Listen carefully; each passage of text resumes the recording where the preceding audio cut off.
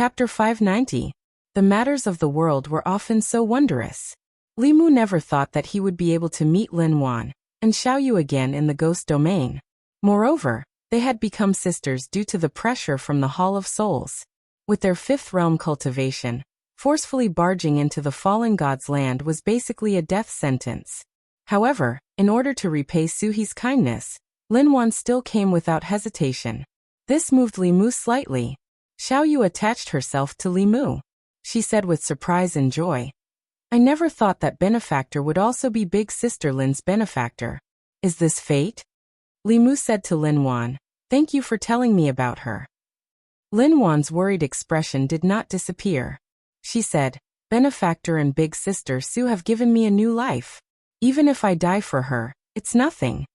Shangguan Li, who had been silent the entire time, suddenly opened her mouth and asked Li Mu, "Who is this big sister Su you're talking about?" Li Mu did not know how to answer this question. If they were friends, they had experienced life and death together countless times. The word friend could not be used to describe them. However, if they were to go one step further, neither of them had taken the initiative to take that step. However, they had already given their first kiss to each other. Li Mu thought about it and said, "Friends who have gone through life and death together." Shangguan Li did not ask any more questions. Li Mu walked towards the heavenly tomes in the depths of the fallen god's land as he asked Lin Wan and Xiaoyu about their experiences in the past few years. Back then, after Lin Wan had left Sunhill County and arrived at the ghost domain, she accidentally entered an unknown place because she was not familiar with this place. She was sucked into a spatial crack, but her soul did not disperse. She appeared in a small independent space. There was a mountain range formed from the corpse of a huge dragon and a lake of Densin Qi. She cultivated there day and night. Her cultivation rose rapidly, and she broke through all the realms before long. Only after becoming a specter did she gain the ability to leave that space. According to her description, Li Mu guessed that she should have entered the heavenly flask cave of the ancient cultivators. Coincidentally, before that ancient cultivator died, he engaged in a great battle with a giant beast in the cavern space. The most likely outcome was that both sides perished together. Because the giant beast died in the cavern space, the wandering souls of the ghost realm were unable to enter.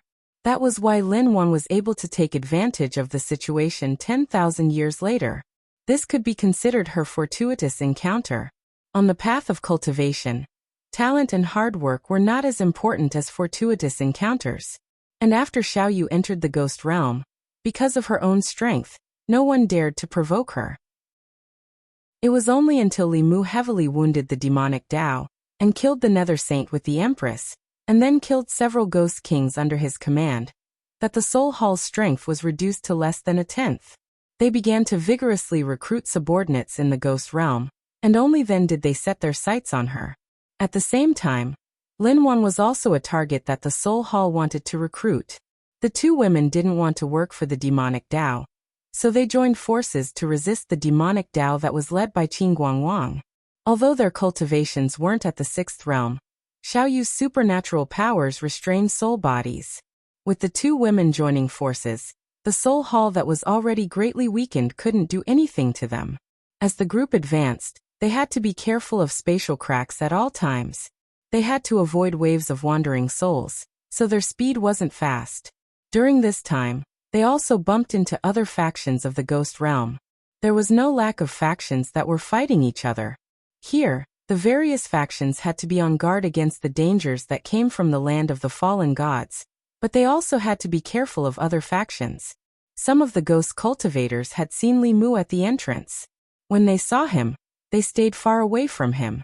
There were also some forces that Li Mu had never seen before.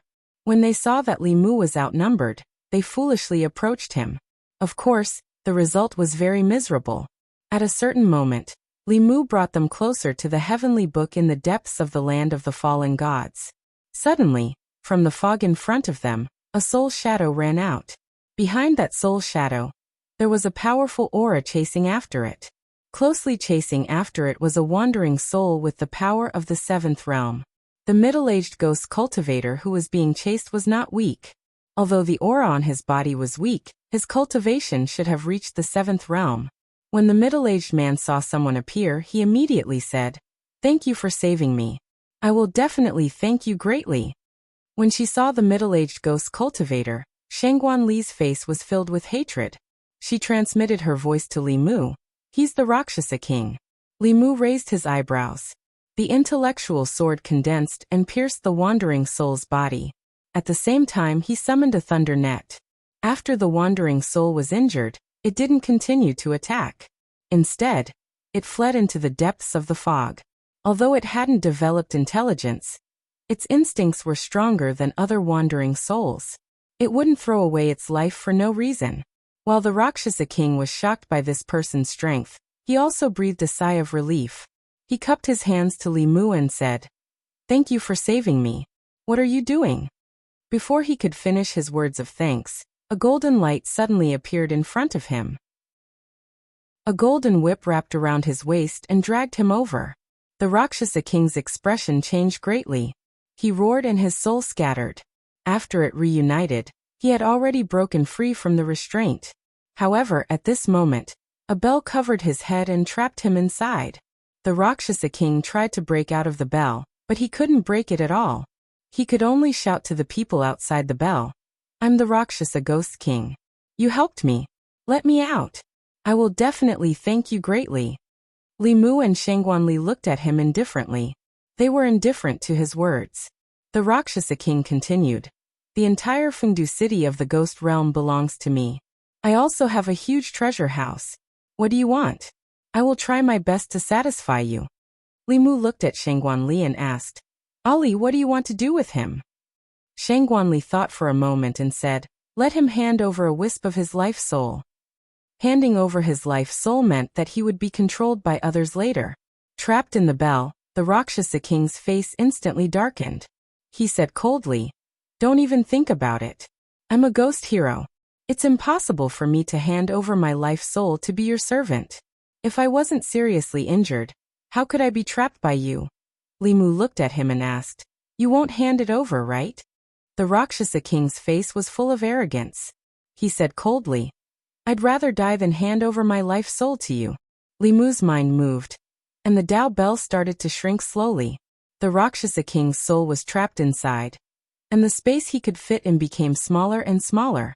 He could only continue to condense his soul power. However, the Tao bell could shrink infinitely, while the Rakshasa king's soul power could only shrink a little. Finally, when the Tao bell shrank to the size of a palm, the Rakshasa king's soul couldn't shrink any further. Inside the Tao bell, he shouted anxiously, "I'll give it to you. Is that not enough?" The Rakshasa king sullenly handed over a wisp of his life soul. He never thought that he would be so unlucky on this trip to the land of the fallen gods. First, he met a terrifying woman in white who severely injured him with one strike. Then, when he was running for his life, he accidentally ran into a wandering soul's nest and was chased by a level 7 wandering soul everywhere. When he finally got rid of that wandering soul, he fell into the hands of a human. Unfortunately, he couldn't even use 10% of his peak cultivation. In order to save his life, he could only follow his father's request and give up a wisp of his life soul. After accepting the Rakshasa king's life soul, Li Mu kindly released little Rakshasa, whose cultivation had fallen to level 4, so that the father and son could reunite. When little Rakshasa saw the Rakshasa king, he was stunned for a while before coming back to his senses. At this moment, he'd found a place to vent all the grievances and resentment in his heart, and he cried loudly, "Father, these 2 fellows seized your treasure vault and seized Fengdu City, and they even forced me to lead the way for them. Quickly kill them and take revenge for me." The Rakshasa king grabbed him and said in shock, What? Little Rakshasa pointed at Shangguan Li and said, "She's the woman that father snatched back." The Rakshasa king stood there in a daze for a long time. He finally understood why these 2 people attacked him as soon as they met. It turned out that there was already enmity between them. With his status and strength, he could do whatever he wanted in the ghost realm. He never thought that he would end up like this because of a momentary impulse. Perhaps this was the cycle of karma. The Rakshasa king's heart was filled with mixed feelings. Regret and hatred intertwined. He didn't know what to feel for a moment. At this moment, Li Mu looked at him and asked, "Your cultivation is at level 7. How did you end up like this?" Should he say it or not? If Lord Rakshasa hadn't been severely injured, Li Mu wouldn't have been able to capture him so easily without using the sun-shooting bow. Right now, the land of the fallen gods was the least dangerous. With his cultivation, he shouldn't have been so severely injured. Speaking of this, a trace of fear appeared on the Rakshasa king's face. He said with lingering fear, "The heavenly book has been taken away. That woman's strength is terrifying. I'm no match for her. It wasn't easy for me to escape from her." Li Mu's gaze turned cold. He said in a low voice, "Tell me more details." The Rakshasa king described his experience of escaping from the woman in white again with lingering fear. Li Mu's expression also became more serious than before. The heavenly book that the Rakshasa king mentioned shouldn't be the Ghost Path heavenly book, but the other one that Li Mu sensed. From his words, Li Mu indirectly understood the strength of the owner of the heavenly book. The Rakshasa king wasn't her match. He couldn't even last one round. This meant that this person's cultivation was at least at the peak of level 7. She was even stronger than the Empress. If Li Mu encountered her, there was a high chance that he wouldn't be her match. After Li Mu took out the heavenly book, he obviously became that person's target. The safest thing to do was, of course, to leave this place. Before knowing Su He's whereabouts, Li Mu might have avoided her. But now he had no way out. He once missed an opportunity. He couldn't lose it a second time. Li Mu looked at the unknown depths of the fog ahead. His gaze was extremely determined. He said in a low voice, "Let's go." Chapter 591. Land of the Fallen Gods. While Li Mu and the rest were silently moving towards the center, most of the forces that had entered this place were like headless flies, wandering aimlessly in the fog. From time to time, someone would die in the spatial cracks and the mouths of wandering souls. However, there were also many people like Li Mu who were heading towards the center with a clear goal in mind. Mingyi led the Hall of Souls forces, and followed behind the white-clothed lady respectfully. A page of the heavenly book floated in front of the white-clothed lady. The heavenly book floated forward at a steady speed. Somewhere in the land of the fallen gods, King Yenluo, who wore a black dragon robe and a crown of pearls and jade, placed a brush in his palm. He formed a seal with one hand, and the brush spun slowly, also pointing towards the center of the land of the fallen gods. Elsewhere, two figures were walking side by side. An elder asked a middle-aged ghost cultivator beside him, "Do you really know where the heavenly book is?" The middle-aged ghost cultivator said calmly, "Don't worry. This king's subordinate once fought with that ghost cultivator. Although this king can't divine the heavenly book, I can divine her location. If we find her, won't we be able to find the heavenly book?" The elder asked, "Are you sure that with her cultivation, she can enter the center of the land of the fallen gods?" The middle-aged ghost cultivator said, "This is the ghost region. With the heavenly book, she won't die so easily. Let's go. Don't let others get ahead of us." In the center of the land of the fallen gods, a huge whirlpool was spinning rapidly. The fog in a radius of thousands of miles was attracted by this and tightly surrounded the land of the fallen gods. Upon closer inspection, one would discover that this was not a formation of air currents, but a spatial storm. The power of space here was extremely violent and chaotic. If one was accidentally sucked in, even a 6th or 7th realm cultivator would have no chance of survival. At a certain moment, countless figures suddenly walked out of the fog near the edge of the storm. Mingyi looked at the spatial storm in front of him and couldn't help but feel fear. He respectfully asked the white-clothed lady beside him, "Fifth ancestor, is the heavenly book inside? How should we enter?" The white-clothed lady didn't say much. She only said calmly, "Wait."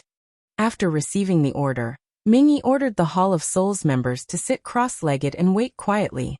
Not long after, a figure walked out of the fog. It was a man wearing a pearl and jade crown.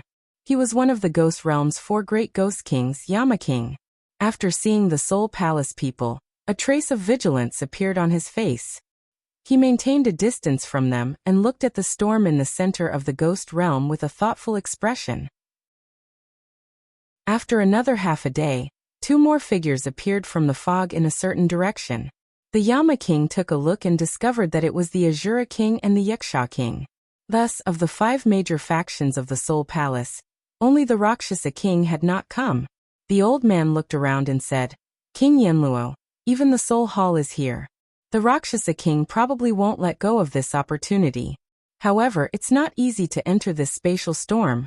After several forces arrived, none of them made any movements. They just waited silently. This spatial storm was also fatal to 7th realm cultivators like them. Before they figured out a way to enter, no one dared to act rashly. Several hours later, some movement came from a certain direction of the fog, and a few figures walked out from it. Rakshasa King, he really came. His aura is a little strange. Is he injured? The person who came was the Rakshasa King. Behind him was a man and 3 women. The Yama King looked at him indifferently and said, Old ghost, you also came.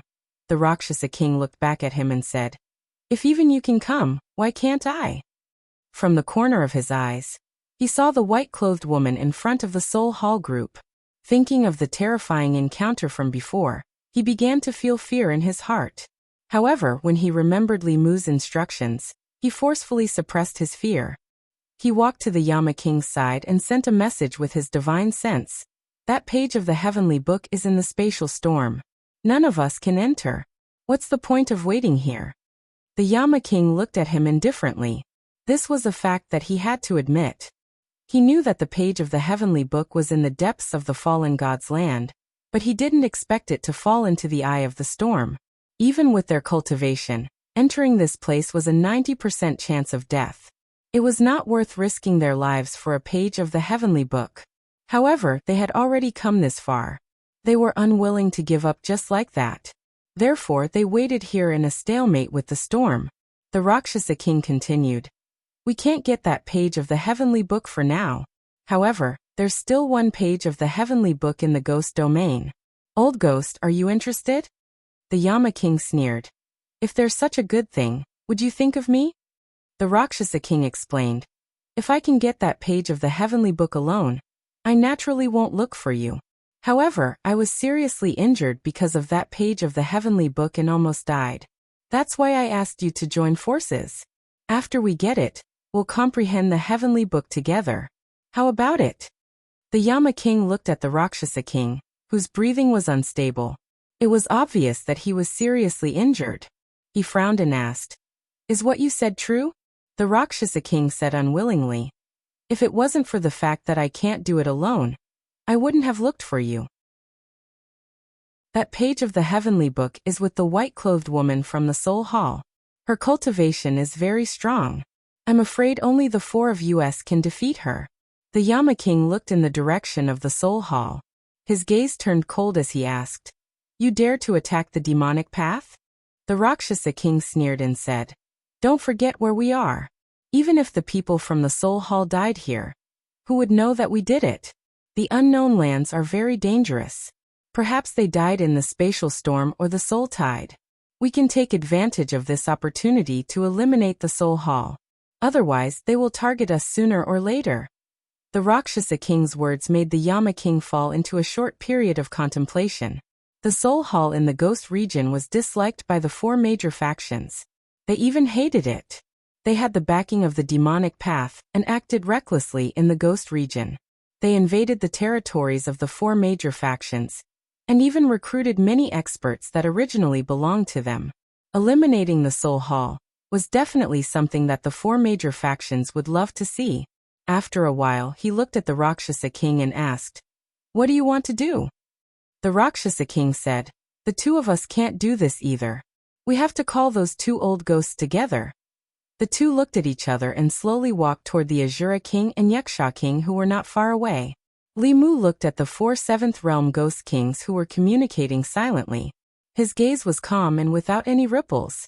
Before coming here, he knew that the expert with the heavenly book would definitely be waiting for him here. As long as he appeared here, a great battle would be unavoidable. Rather than fighting to the death with this person, it was better to unite the major factions of the Ghost region and deal with her together. The Soul Hall of the demonic path was also a thorn in the eyes of the major factions in the Ghost region. The Rakshasa king and the others wanted nothing more than to get rid of it quickly. They had been enduring because of the demonic path's strength.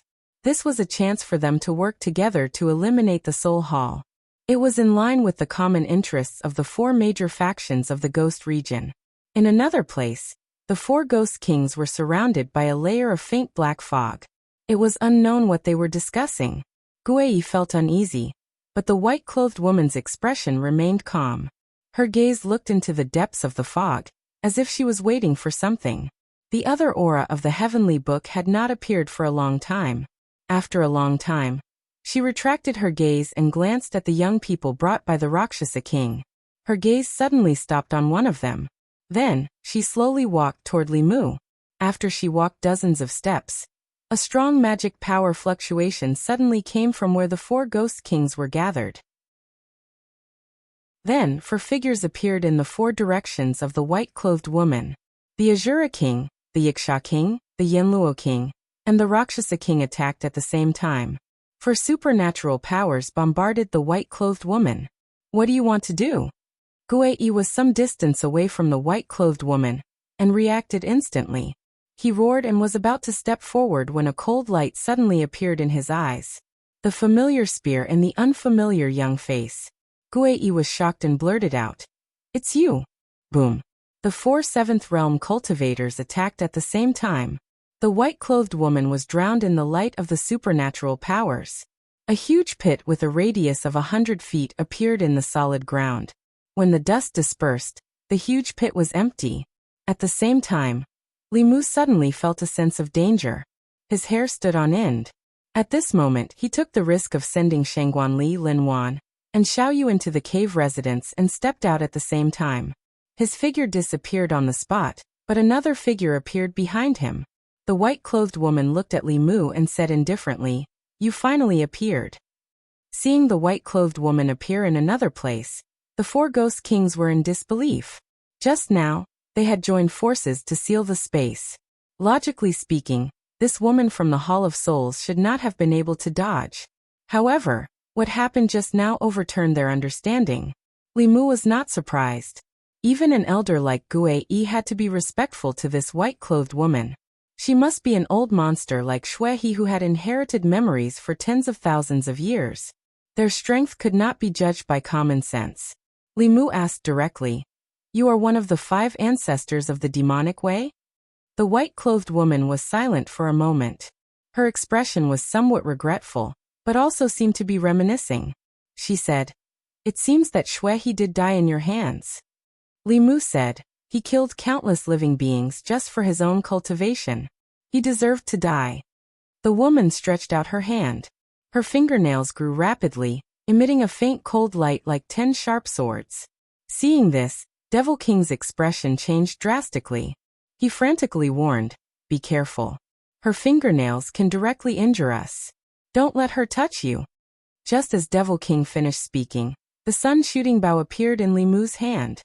He poured all of his magic power into the bow, locked onto the white-clothed woman, and shot out a golden arrow. The strength of these 10,000-year-old monsters could not be judged by common sense. Shuehe was only at the 6th realm, and Limu was already having a hard time dealing with him. This white-clothed woman's cultivation was clearly at the 7th realm. Limu did not hesitate and used his strongest attack. The arrow was shot out silently, but a black mark appeared in the space where the arrow passed. This was the sign of space shattering. At this moment, the 4 ghost kings' expressions changed. Even though they were far away, they could still feel the power of this arrow. If this arrow landed on their bodies, their souls would definitely be destroyed. The appearance of the sun shooting bow caused the white-clothed woman's face to reveal an unprecedentedly serious expression. The speed of the arrow was extremely fast. Almost at the same time Limu shot it, it had already appeared in front of her chest, making it impossible for her to dodge. However, the white-clothed woman did not dodge. Just as the arrow was about to pierce through her chest, her left arm drew an afterimage and accurately caught the golden arrow. Boom! The arrow exploded, forming a black hole where it was. The white-clothed woman's left arm disappeared into the black hole in an instant, but her body teleported to another place. Limu did not seem too surprised. The sun shooting bow was powerful, but it was not invincible. Back then, he had not even been able to deal with Xuehe with a single arrow, let alone the white-clothed woman who was even stronger than Xuehe.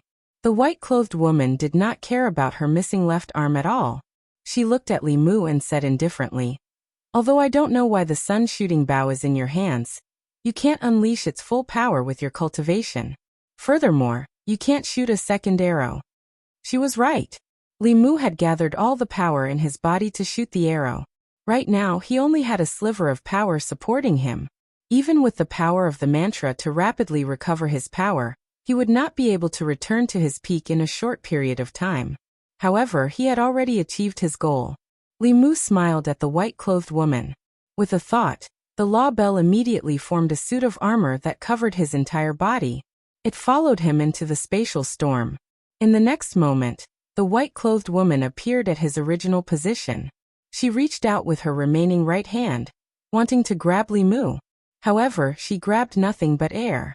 She could only watch as Li Mu was swallowed up by the spatial storm. Standing in front of the spatial storm, she held her missing left arm as a trace of blood gradually seeped out from the corner of her mouth. She took out a handkerchief from her bosom and gently wiped the corner of her mouth. However, she did not chase after him. Before she was injured, she might have been able to withstand the spatial storm. However, she had already suffered significant injuries from that arrow. She did not have the strength to forcefully break through the spatial storm. In this short period of time, the 4 ghost kings of the ghost realm had already disappeared without a trace. When they saw that arrow and the white-clothed woman who had taken it head-on, they already knew that this kind of battle was not something they could participate in. Chiayi slowly walked over and asked with lingering fear, "Fifth ancestor, what do we do now?" The white-clothed woman sat down with her legs crossed and said indifferently, "Just wait. He'll come out sooner or later." At this moment, Li Mu was completely enveloped by the armor of the Dao Bell within the spatial storm. He advanced with great difficulty through the chaotic streams of space. He was surrounded by violent spatial power. Once he lost the Dao Bell, his body and soul would be obliterated instantly. Li Mu was not worried about himself. Instead, he was worried about Suhi. Even Li Mu, who didn't have the Dao Bell, found it difficult to resist the spatial turbulence, let alone Suhi, who was only at the 5th level. Li Mu didn't dare to think too much about it. He continued to advance through the spatial storm. Every step he took here was incredibly difficult, and he wasn't even as fast as a normal person's walking speed. Li Mu moved forward step by step with great difficulty. After an unknown amount of time, he took another step and suddenly threw himself forward. Li Mu stabilized himself. He stepped on the soft green grass and the azure sky above him. Compared to a moment ago, the spatial storm was no longer there. There was also no resistance to his advance. It was as if he had entered another world in an instant. Li Mu turned his head. The wall of storm was right behind him, but it did not extend any further. The distance of this step was between heaven and hell. He suddenly sensed something and looked forward. There was a small lake in front of him. A woman was sitting on the grass beside the lake with her back to him. When Li Mu walked toward her, the woman also slowly turned her head. Chapter 592. On the lawn by the lake, their eyes met. Seeing the face that he had been thinking about for a long time, Li Mu's heart, which had been in his throat for a long time, finally relaxed. Suhi stared at Li Mu in a daze. Her eyes were filled with astonishment. Li Mu looked at Suhi. His lips moved several times. There were countless words in his heart that he wanted to say. After taking a deep breath, he only said, "Long time no see." Suhi slowly floated over. Her eyes were filled with suspicion. She reached out and pinched Li Mu's face. Then she touched his body from head to toe. Then she asked in disbelief, "Is it really you?" Li Mu shrugged and said, "Haven't you already touched it?" Suhi should know his body better than he did. After all, she had entered his body before, and more than once. In Suhi's eyes, the astonishment and suspicion gradually turned into endless joy. She blurted out, "Why are you here?" Li Mu explained, "Originally, I came to the ghost domain to look for the heavenly book. On the way, I met Lin Wan. She said that the heavenly book was in your hands. So I followed the response of another page of the heavenly book and came here. Suhi glanced at him, and then lowered her head. She did not let Li Mu see the disappointment in her eyes. She said calmly, "So you came to look for the heavenly book?" Li Mu rejoiced. "Fortunately, I came here to look for the heavenly book. Otherwise, it would be impossible to find you." Suhi was startled.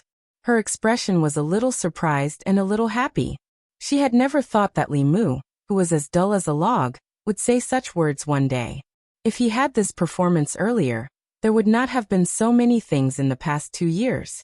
When Suhi fell into silence, Li Mu continued to ask, "Why did you leave without saying goodbye last time? Where have you been all this time?" Suhi heaved a sigh of relief and said, "Humans and ghosts have different paths. I'm a ghost, so the ghost realm is naturally more suitable for me. After leaving the northern county, I came to the ghost realm to cultivate for a while. Later on, I randomly picked up a heavenly scroll and came here to avoid being hunted." Li Mu's expression was slightly puzzled as he asked, "With your cultivation, how could you possibly enter deep into the land of the fallen gods? How did you reach the 6th realm so quickly?" When she parted ways with Li Mu, Suhi had just stepped into the 5th realm. Unless she encountered a great opportunity or was like Lu Hanyan and Li Qing, who had the support of a sect and the realm breaker pill, it was impossible for her to advance so quickly. Suhi rolled her eyes at him and said unhappily, "When we first met, you were still a small cultivator in the 1st realm. At that time, I was already in the 4th realm. Now I'm in the 6th realm and you're in the 6th realm. Who's faster?" Li Mu said embarrassedly, "In the 2 years that we parted ways, I encountered some opportunities again." Suhi did not care about this question and explained, "Originally, I was only in the late stage of the 5th realm. However, after I obtained the heavenly scroll, I comprehended some ghost cultivation methods from it, and somehow advanced. Later on, I was hunted down and fled here. Then I accidentally got sucked into a spatial storm. I thought that I would definitely die, but when I woke up, I was already here. Until now, I still don't know where this place is." Li Mu. This is the center of the land of the fallen gods. It should also be the center of the spatial storm. Speaking of which, it was rather strange. A few dozen steps behind Li Mu, the spatial storm was strong enough to tear apart the body and soul of a 7th-level cultivator. However, there was no fog, no wandering souls, and no spatial rifts here. It was like a paradise. Li Mu continued to ask, "You didn't encounter any powerful wandering souls?" Suhi nodded and then shook her head. "I don't know why, but those wandering souls did not attack me. The wandering souls that only knew violence and killing actually let her go. The spatial storm also did not cause her any harm." Li Mu was almost certain that this was because of the heavenly scroll. Seeing that Suhi was completely fine here, Li Mu was relieved. Then he said, "Can you let me see the page of the heavenly scroll that you obtained?" Suhi did not say anything. She took out a page of the heavenly scroll and handed it to Li Mu. Li Mu took the heavenly scroll and touched it with his spiritual sense. His consciousness quickly entered a familiar space. Familiar ancient cultivators, familiar beasts, and familiar battlefields. Li Mu saw in this page of the heavenly scroll that in that earth-shattering battle, the human ancient cultivators defeated the beasts in the end. However, the space where the battlefield was located was completely destroyed. The mountain-like corpses of the beasts lay on the battlefield. After their deaths, endless yin qi surged out from their bodies and completely changed the area, causing it to become a gloomy place where the sun could not be seen. The ghost domain was filled with spatial cracks because the space had collapsed due to the battle. Meanwhile, those wandering souls were formed from the remnant soul power of the beasts and ancient cultivators that died here. A portion of the soul power gathered together and gradually gave birth to soul power spirits over the long years. These soul power spirits did not have intelligence. Affected by the remnant baleful aura of the ancient battlefield, they would instinctively attack all people with souls and devour their soul power to strengthen themselves. The Ghost Dao Heavenly Scroll floated in Li Mu's hand. Li Mu extended his other hand, and another 9 pages of the Heavenly Scroll appeared. Suhi was astonished. "How do you have so many Heavenly Scrolls?" Li Mu replied. I'll explain it to you in the future. When the remaining 9 pages of the heavenly scroll appeared, another page seemed to be attracted and automatically flew into it. The door that appeared before Li Mu's eyes was even clearer than before. Outside the spatial storm, the white-clothed woman who was recuperating with her eyes closed suddenly opened her eyes. Just a moment ago, she had actually sensed the aura of 10 pages of the heavenly scroll. If she could obtain these 10 pages of the heavenly scroll, in addition to the 24 pages that the demon Dao had collected over the past 10,000 years, only a few pages were not in their hands. Deciphering the secrets of the heavenly scroll would be just around the corner. In the quiet place at the center of the storm, Li Mu returned the heavenly scroll to Su He and said, When we get out, I'll decipher the entire contents of this page of the heavenly scroll for you. Su He did not accept it and said, It's better if you keep it. I can't comprehend much of it with the heavenly scroll in my hands. Li Mu looked at the wall of storm and said, Then let's get out. Su He shook her head. Although I don't know how I came in, with my current cultivation, I can't pass through that wall of storm. Moreover, with that wall here, this is the safest place in the ghost domain. Once we leave, I'm afraid the heavenly scroll will attract countless people to fight over it. At that time, there will definitely be 7th realm experts intervening. With our strength, we won't be able to protect the heavenly scroll. Li Mu smiled. Don't worry, I'll protect you. Su He glanced at him and recalled some past events. A smile appeared at the corner of her mouth as she said, When I was in Yangqiu County, I never thought that there would be a day when I would be protected by you. Li Mu looked at her and suddenly said, If you're willing, I can protect you for the rest of your life. Su He stared blankly for a moment, her expression at a loss. She muttered, What did you say? Li Mu looked into her eyes and said seriously, There was once a sincere feeling placed in front of me, but I didn't cherish it. It was only after I lost it that I regretted it. At that time, I swore that if the heavens gave me another chance, I would definitely say something to that girl. He held Su He's ice-cold hand and asked, Are you willing to let me protect you for the rest of your life? Su He, who had always been bold and unrestrained, did not dare to meet Li Mu's gaze at this moment. She looked away and shook her head. You're a human, I'm a ghost. Humans and ghosts walk different paths. Li Mu asked, Do you think I care about these things? Su He slowly raised her head. If Li Mu cared about these things, there would not be her favorite strange stories from a Chinese studio. She looked at Li Mu and suddenly said, Ask me again. Li Mu asked, What? Su He angrily pinched his waist. Li Mu quickly coughed and said seriously, Are you willing to let me protect you for the rest of your life? Su He looked into his eyes and said, I'm willing. The next moment, a breeze blew over. Li Mu fell on the soft grass and smelled the fragrance of the grass. Chapter 593. Li Mu lay on the grass and felt a cold touch on his lips. He was once again forcefully kissed by Su He, but this time, Li Mu could respond to her. After a long time, their lips parted. Su He pressed her face against his chest and said with some surprise, I thought that you would never say those words. Li Mu intertwined his fingers with hers and said apologetically, Sorry for making you wait. Su He looked up and blinked at him. She said, You seem different from before. Li Mu asked, What's different? Su He shook her head and didn't say anything else. She just quietly leaned against Li Mu and murmured, I wonder when I will be able to cultivate to the 9th realm. Li Mu said, It is enough that I protect you. Why must you reach realm 9? Su He tightened her grip on his hand and said, I want my hand to have the same temperature as other women's when you hold my hand. Li Mu's hand was cold. While she could turn into a human, she was still a soul body. The extreme mean attribute of a soul body could not be changed or disguised. Li Mu understood now that Su He had left without saying goodbye, because she felt that she and Li Mu were different. This was a knot in her heart that she still had not solved. As for level 9 cultivators, they were basically existences on another level. Reconstructing their physical bodies was not difficult for them. Li Mu held her cold hands with both hands and said, If you want to cultivate to the 9th realm, I will accompany you. Su He's gaze was fixed on him. Not long after, Li Mu was once again pinned under her. Her slightly cold lips pressed against his again. This kiss was even longer. Then, she seemed to realize something and suddenly sat on top of Li Mu. Pressing against his chest, she looked down at him and asked, "In the time that I was not here, how many experiences did you have with other women to become like this?"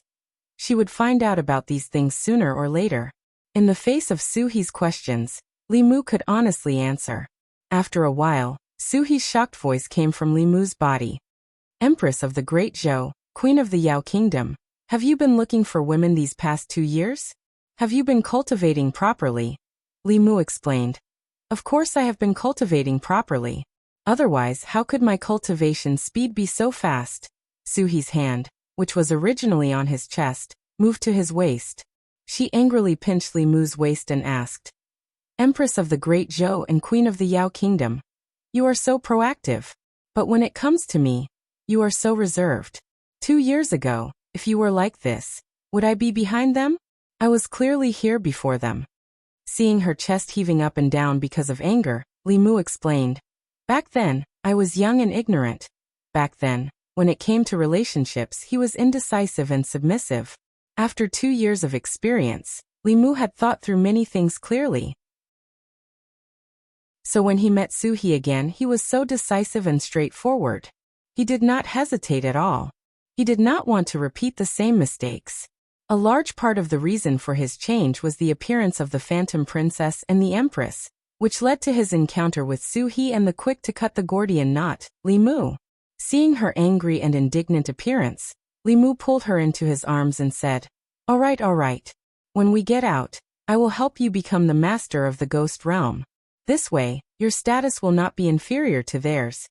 Although Suhi's expression eased, she still curled her lips and said, "With just you a small Dongxian?" Li Mu stood up while holding her hand and said, "Let's go, it's time to leave this place. I will also let you see what your future husband is capable of." Hearing Li Mu's self-description, Suhi's lips curled into a smile. She then looked at the nearby wall of storm and asked, "How do we get out?" Li Mu smiled and said, "It's still the same as before. You can possess my body and leave the rest to me." On the lawn, Suhi took a step forward and entered Li Mu's body. Li Mu summoned the Dao Bell, which once again formed armor to cover his entire body. Then he stepped into the wall of storm. The magical power in his body had long been restored, and the spatial storm could no longer obstruct him. In a great mood, Li Mu strode forward. In the land of the fallen gods, outside the giant spatial vortex, the white-clothed woman who was sitting cross-legged and recuperating suddenly opened her eyes. In front of her, a figure slowly walked out of the storm. She stood up, looked at Li Mu and said indifferently, "You've finally come out." Li Mu looked at her with an equally indifferent expression and said, "You want my heavenly book, and I am also somewhat interested in yours." A rare smile appeared on the white-clothed woman's face as she said, "The heavenly book is with me. If you want it, come and get it yourself." The white-clothed woman did not move, but the people of the Hall of Souls behind her could no longer hold themselves back. Ming-Yi led King Qingguang and the other ghostly cultivators to surround Li Mu. At this moment, a double image appeared on Li Mu's body. Suhi appeared beside Li Mu and stood shoulder to shoulder with him. She stretched out her hands and formed a strange seal. Ming-Yi had already condensed a ball of soul fire in his hand. His expression suddenly changed, and his body moved 30 meters to the side. Boom! Several spells and abilities bombarded the spot where he had just been, and a huge pit appeared on the ground. Ming-Yi turned back to look at King Qingguang and the other 6th realm ghostly cultivators of the Hall of Souls and said furiously, "Are you crazy? How dare you attack me?" At this moment, King Qingguang and the others were like wandering souls. There was no spirit in their eyes, and they actually attacked Ming-Yi again. Ming-Yi was instantly enraged. The aura in his body suddenly erupted. With his 7th realm cultivation, he instantly suppressed these people. However, he still could not understand the actions of King Qingguang and the others. He shouted sternly, "What are you doing?" Only the white-clothed woman's expression changed. She stared at Suhi and said softly, "You actually comprehended the secret of the heavenly book." As soon as she finished speaking, She seemed to have thought of something. She looked at Li Mu and said, "Heart of 7 orifices." Li Mu noticed the change in the white-clothed woman. He was already convinced that the demon path indeed knew the secret of the ghost path heavenly book. They did not send out such an old monster when the demon path heavenly book appeared last time. This time, even the 5th ancestor came personally for the reappearance of the ghost path heavenly book. Li Mu only knew that the ghost path heavenly book contained a huge secret after deciphering this page of the heavenly book. The cultivation method of the ghost cultivators was originally the same as that of the human tribe. They cultivated their souls by cultivating their primordial spirit. Later, a ghost cultivator created a cultivation method unique to the ghost way, which sped up the cultivation speed of the ghost cultivators, and also increased their strength. This allowed the ghost cultivators to fight against human cultivators and the demon tribe with their souls, even though they lacked a physical body. The ghostly cultivator who created this cultivation method was undoubtedly the one who understood ghostly cultivators the most. When he created this cultivation method, he also created a special ability. This special ability was called the slavish ghost. It was used to control souls for one's own use. With Suhi's cultivation, she could control several ghostly cultivators who were similar to her cultivation at the same time. It was enough to show how overbearing this special ability was. It was no wonder that the demon path valued this page of the heavenly book so much. The one who obtained the ghost path heavenly book would obtain the ghost realm. With this special ability, one could control all the ghostly cultivators in the world and become the master of all ghosts. Just as Meng Yi was dealing with King Qingguang and the others in exasperation, the fog in the distance began to surge violently. Wandering souls flew out from it and whistled toward the white-clothed woman. Chapter 594. There were 2 prerequisites for using the ghost-slaying technique. Firstly, the caster had to be a ghostly cultivator. This technique was too overbearing. Once it was used, ghostly cultivators of the same level would not be able to escape its control. If it fell into the hands of another race, then almost all ghostly cultivators would be reduced to slaves. The expert who created this technique was a ghostly cultivator. Naturally, he did not want to see such a thing happen. This restriction basically prevented such a thing from happening. Secondly, the ghost-slaying technique was not a standalone technique. To use this technique, one had to rely on the heavenly book. In other words, a ghostly cultivator who obtained the heavenly book and comprehended its mysteries would be the true master of all ghosts. As a ghostly cultivator, Suhi easily controlled King Qingguang and the others. Under her command, more wandering souls flew out of the fog and pounced on the white-clothed woman. Only a few of these wandering souls had reached the 6th realm. The rest were all below the 6th realm. With her current cultivation, she was still unable to control a 7th realm spirit ghost. Faced with the surging wandering souls, the white-clothed woman stood in place with a calm expression, allowing the wandering souls to drown her. The wandering souls shuttled through her body, but did not cause any harm to her. This was because the wandering souls' attacks were mainly aimed at the soul body. However, this 5th ancestor of the demonic way was a spiritual corpse. Her consciousness was hidden in her body, and she did not have a soul body at all. On the other hand, zombies absorbed the essence of blood and souls of humans, which greatly restrained these wandering souls. She only took a light breath, and the bodies of countless wandering souls collapsed, turning into the purest soul power, which was absorbed into her body. However, Li Mu did not expect these wandering souls to pose any threat to this 10,000-year-old monster. The moment the wandering souls blocked her, Li Mu had already drawn his bow and shot an arrow. The sun-shooting bow was drawn, and the arrow did not miss. No matter how she dodged, the arrow would definitely land on her body. The white-clothed woman had lost an arm. She used her other arm to grab the arrow. The golden arrow exploded, and her remaining arm was also swallowed by the power of space.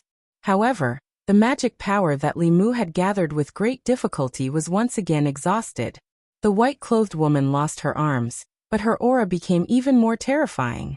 She coldly snorted and said, "Even if you have the sun-shooting bow, what's the use? After shooting an arrow, you will still be at the mercy of others." Li Mu smiled. "Oh, is that so?"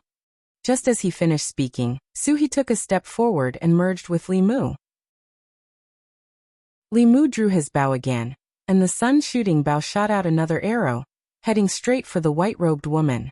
As soon as the arrow was released, it locked onto her. No matter how rich this woman's combat experience was, her cultivation level had only just reached the 7th realm. If one arrow from the sun-shooting bow could not kill her, then 2 arrows would do. After he found Suhi, the roles of the hunter and the hunted had changed. The white-clothed woman clearly did not expect Li Mu to have such a move. A white light appeared around her body, forming a white light shield. The white light shield blocked the arrow for a moment before it hit the white-clothed woman. Boom! With her body as the center, there was an earth-shattering explosion. The ripples of magic power spread out, pushing Gui, King Qingguang and the others who were fighting far away. After the ripples dispersed, the white-clothed woman's figure appeared again. At this moment, she'd lost both her arms, her hair was disheveled, and her white clothes were tattered and covered in stains. Her body was covered in terrifying wounds. Yet they were healing at a speed visible to the naked eye.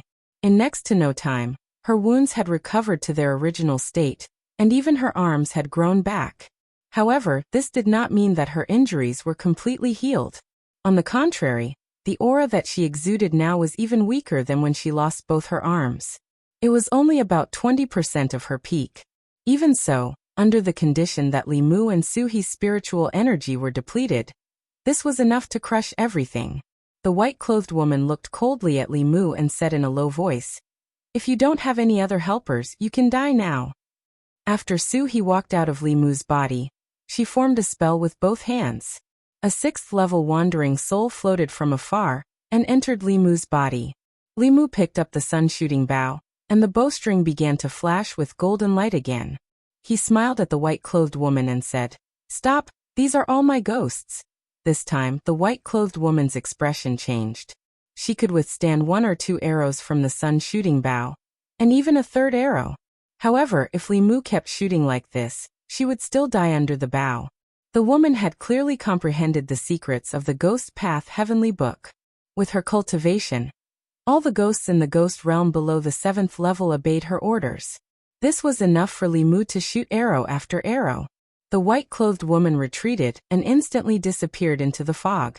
Facing an undefeatable opponent, she decisively chose to escape. The Sage sect had already lost Blood River. They could not lose her as well. Li Mu did not chase after her. The mana in his body had been exhausted, and he needed time to recover. He also did not have enough 6th-level wandering souls with him. If he rashly chased after her, the roles of the hunter and the hunted might change again. The 5th ancestor had already escaped, and Ming-Yi did not want to continue fighting. Just as he was about to leave, his body suddenly trembled, and he felt a chill run down his spine. He turned around and saw that Li Mu's golden arrow had already locked onto him. Li Mu looked at Ming-Yi and smiled coldly. He said lightly, "Why don't you try to move?" Ming-Yi had already made a hand seal to escape. Under Li Mu's threat, he slowly withdrew his hand. He was well aware of the power of this arrow. If this arrow could seriously injure the 5th forefather, then killing him would not be a problem. At this time, King Qingguang and the others, who had escaped from Suhi's control, also regained their mobility. They retreated quickly and looked at Suhi with extremely frightened eyes. They clearly knew what had just happened. The woman in front of them was the most terrifying existence they had ever met in their lives. In front of her, they could not even think of resisting. Although they knew in their hearts that they could not attack Elder Ming-Yi, their bodies did not dare to disobey her orders. They had never encountered such a strange situation before. They stood behind Ming-Yi and lowered their heads, not daring to look at the woman in front of them. Ming-Yi looked at Li Mu warily and asked, "What do you want to do?" Li Mu sneered and asked, "What do I want to do? You were the ones who caused trouble for me first, and now you're asking me what I want to do. Don't you people of the Devil sect know what you're doing?" Ming-Yi's lips moved, and he was speechless for a moment. At this time, Li Mu looked at Ming-Yi and said coldly, "Since you've fallen into my hands today, we'll settle the old and new debts together. Hand over the soul blood and serve me as your master, and I'll spare your life. Otherwise, I'll send you to see Blood River." Upon hearing Blood River's name, Ming Yi's eyelids twitched. Li Mu had even killed the fourth ancestor, so it should not be difficult for him to kill him. However, it was difficult for him to accept this person as his master. Ming Yi hesitated for a moment. Li Mu released his hand, and the arrow in his hand shot out. The powerful energy caused a spatial rift. Ming Yi's body collapsed under the arrow. Just as his primordial spirit was about to be devoured, Li Mu reached out and grabbed at the void. He used fishing for the moon at the bottom of the sea to fish out his primordial spirit. Li Mu looked at his primordial spirit and said, "You still have one more chance." As soon as he finished speaking, Ming Yi's life spirit appeared in front of him. Li Mu did not hesitate when he shot the arrow just now. Ming Yi was only left with his primordial spirit, and could not withstand a second arrow. After taking Ming Yi's life spirit, Li Mu naturally did not let go of King Qingguang and the others. Although the 5 ancestors of the demonic path had escaped, the people of the Soul Hall had all fallen into Li Mu's hands. As long as he subdued the other ghost kings of the ghost realm, the entire ghost realm would become his backyard. At that time, the demon kingdom would have Phantom Princess, the ghost realm would have Su He, and the Great Zhou would have the Empress. Li Mu would become the man behind the 3 most powerful women on this continent. Just thinking about it gave him a different kind of excitement. After the excitement, Li Mu felt like he had forgotten something. After thinking carefully, he opened the flask Heaven's Space and released Shangguan Li and Little Yu Lin Wan. Chapter 595. Big Sister Su. Lin Wan had just left the Demon Emperor's space when she saw Su He beside Li Mu. She quickly ran to her side and said excitedly, "Big Sister Su, you're fine." "That's great." Su He touched her hair and smiled. "Long time no see." Lin Wan was indebted to Li Mu because he helped her take revenge. Su He had given Lin Wan a new lease on life. Without Su He, she would not have her current cultivation and situation. At most, she would only become a soul that died a tragic death in Yangqiu County. "This is Xiao Yu, and this is Shangguan Li." Li Mu gave a simple introduction to Su He. Then he said, "This is not the place to talk. Let's go back to Fengdu City first." He had already obtained the Ghost Path Heavenly Book and met Su He. This was the biggest surprise of this trip. There was no need to stay in the land of the fallen gods. What he needed to do next was to help Su He control the ghost realm. Devil King had already been subdued by Li Mu. Feng Yi, King Qingguang, and the others had also handed over their life souls. Out of the 5 major factions of the ghost realm, only 3 were left. When they came here, they were attacked by countless wandering souls. On the way back, they were surrounded by wandering souls. Feng Yi and the people of Soul Hall were dumbfounded. King Qingguang and the other ghosts recalled the experience of being controlled by Su He. They were terrified. At that time, they were just like these wandering souls. They could not resist that woman's orders. Now that they thought about it, even if that woman told them to kill themselves, they probably would not have disobeyed. This was a kind of suppression that came from the depths of their souls. No matter how strong their minds were, they could not escape. As the group of people and countless wandering souls rushed out of the land of the fallen gods, Devil King looked at the empty treasury in Fengdu City. He wanted to cry, but no tears came out. That bastard had emptied his entire treasure pavilion, not leaving behind a single piece of spirit jade, a single strand of soul force, or even a single stalk of spirit medicine. At this moment, he was extremely conflicted. He hoped that Li Mu would come back.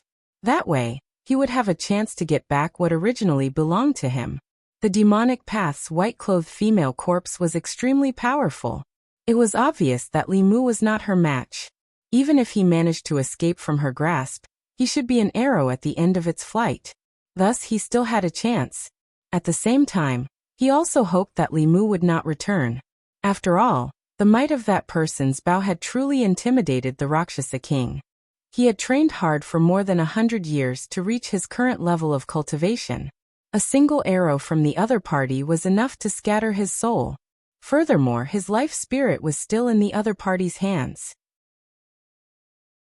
If he was not careful, his 100 years of cultivation would be destroyed by a single arrow. Just as Rakshasa King was feeling conflicted, An aura suddenly appeared outside Fengdu City. That was the aura of his life spirit. Thoughts ran through Luo Xiaoqing's mind. Li Mu must have been chased by the female corpse in white and fled here. Now that Li Mu was seriously injured and his mana was exhausted, Luo Xiaoqing had a chance to take back his life spirit and take revenge. At the thought of this, a murderous intent flashed in his eyes. His body shot up and rushed toward the entrance of Fengdu City. In Fengdu City, Li Mu, Suhi, Shanghai Li, and the others slowly walked in. As soon as they stepped through the city gates, a powerful aura rapidly approached them. From afar, Rakshasa King saw Li Mu and the respectful Soul Hall cultivators following behind him. Among them was even 7th Realm Elder Ming Yi. After being stunned for a moment, Rakshasa King withdrew his murderous intent and landed in front of Li Mu. He said respectfully, "Welcome back to the city, my lord." Li Mu had come to Fengdu City this time. Other than the Soul Hall cultivators, there were also the Ghost Realm cultivators he had subdued outside the land of the fallen gods, as well as the 6th Realm Ghost cultivators he had captured at the beginning. As the lord of Fengdu City, Rakshasa King was earnestly fulfilling his duty as a guide.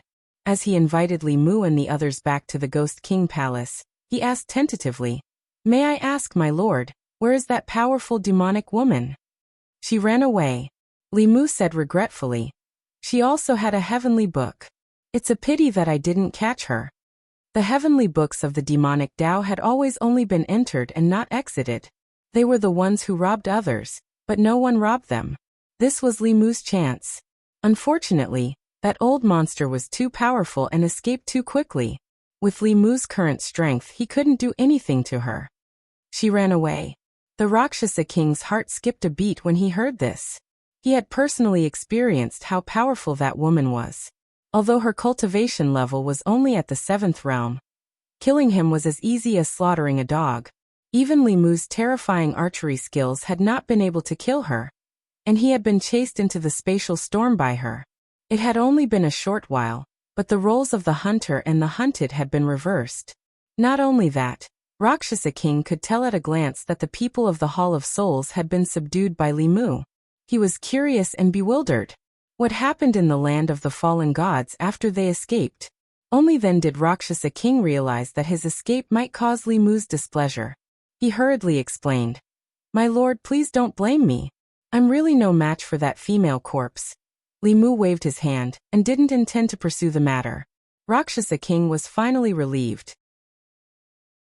A moment later, in the Ghost King Palace of Fengdu City, Li Mu called Ming Yi over and asked straightforwardly, "What's the method you mentioned last time that can prolong a cultivator's life?" Ming Yi shook his head and said, "I only know that there's such a method. Only the 3rd forefather and the 5th forefather know the specifics of the technique." Li Mu could tell that Ming Yi wasn't lying. With his identity and status in the Devil Path, he didn't seem to be qualified to know such a heaven-defying technique. After dismissing Ming Yi, Li Mu took out a page of the heavenly book. He couldn't sense the existence of the heavenly book in the hands of the woman in white. She must have put it away. Although Li Mu had temporarily forced her to retreat, he only had the ability to contend with her in the ghost realm. Without a large number of wandering souls to provide him with magic power, he could only shoot one arrow at most. One arrow from the sun-shooting bow couldn't kill her. If his magic power was exhausted, he would be in a dangerous situation. If his cultivation improved a little more, and reached the level of the slovenly Taoist priest, this 5th forefather of the Devil Path wouldn't be much of a threat in his eyes. Li Mu was thinking about how to obtain the heavenly book in the hands of the woman in white.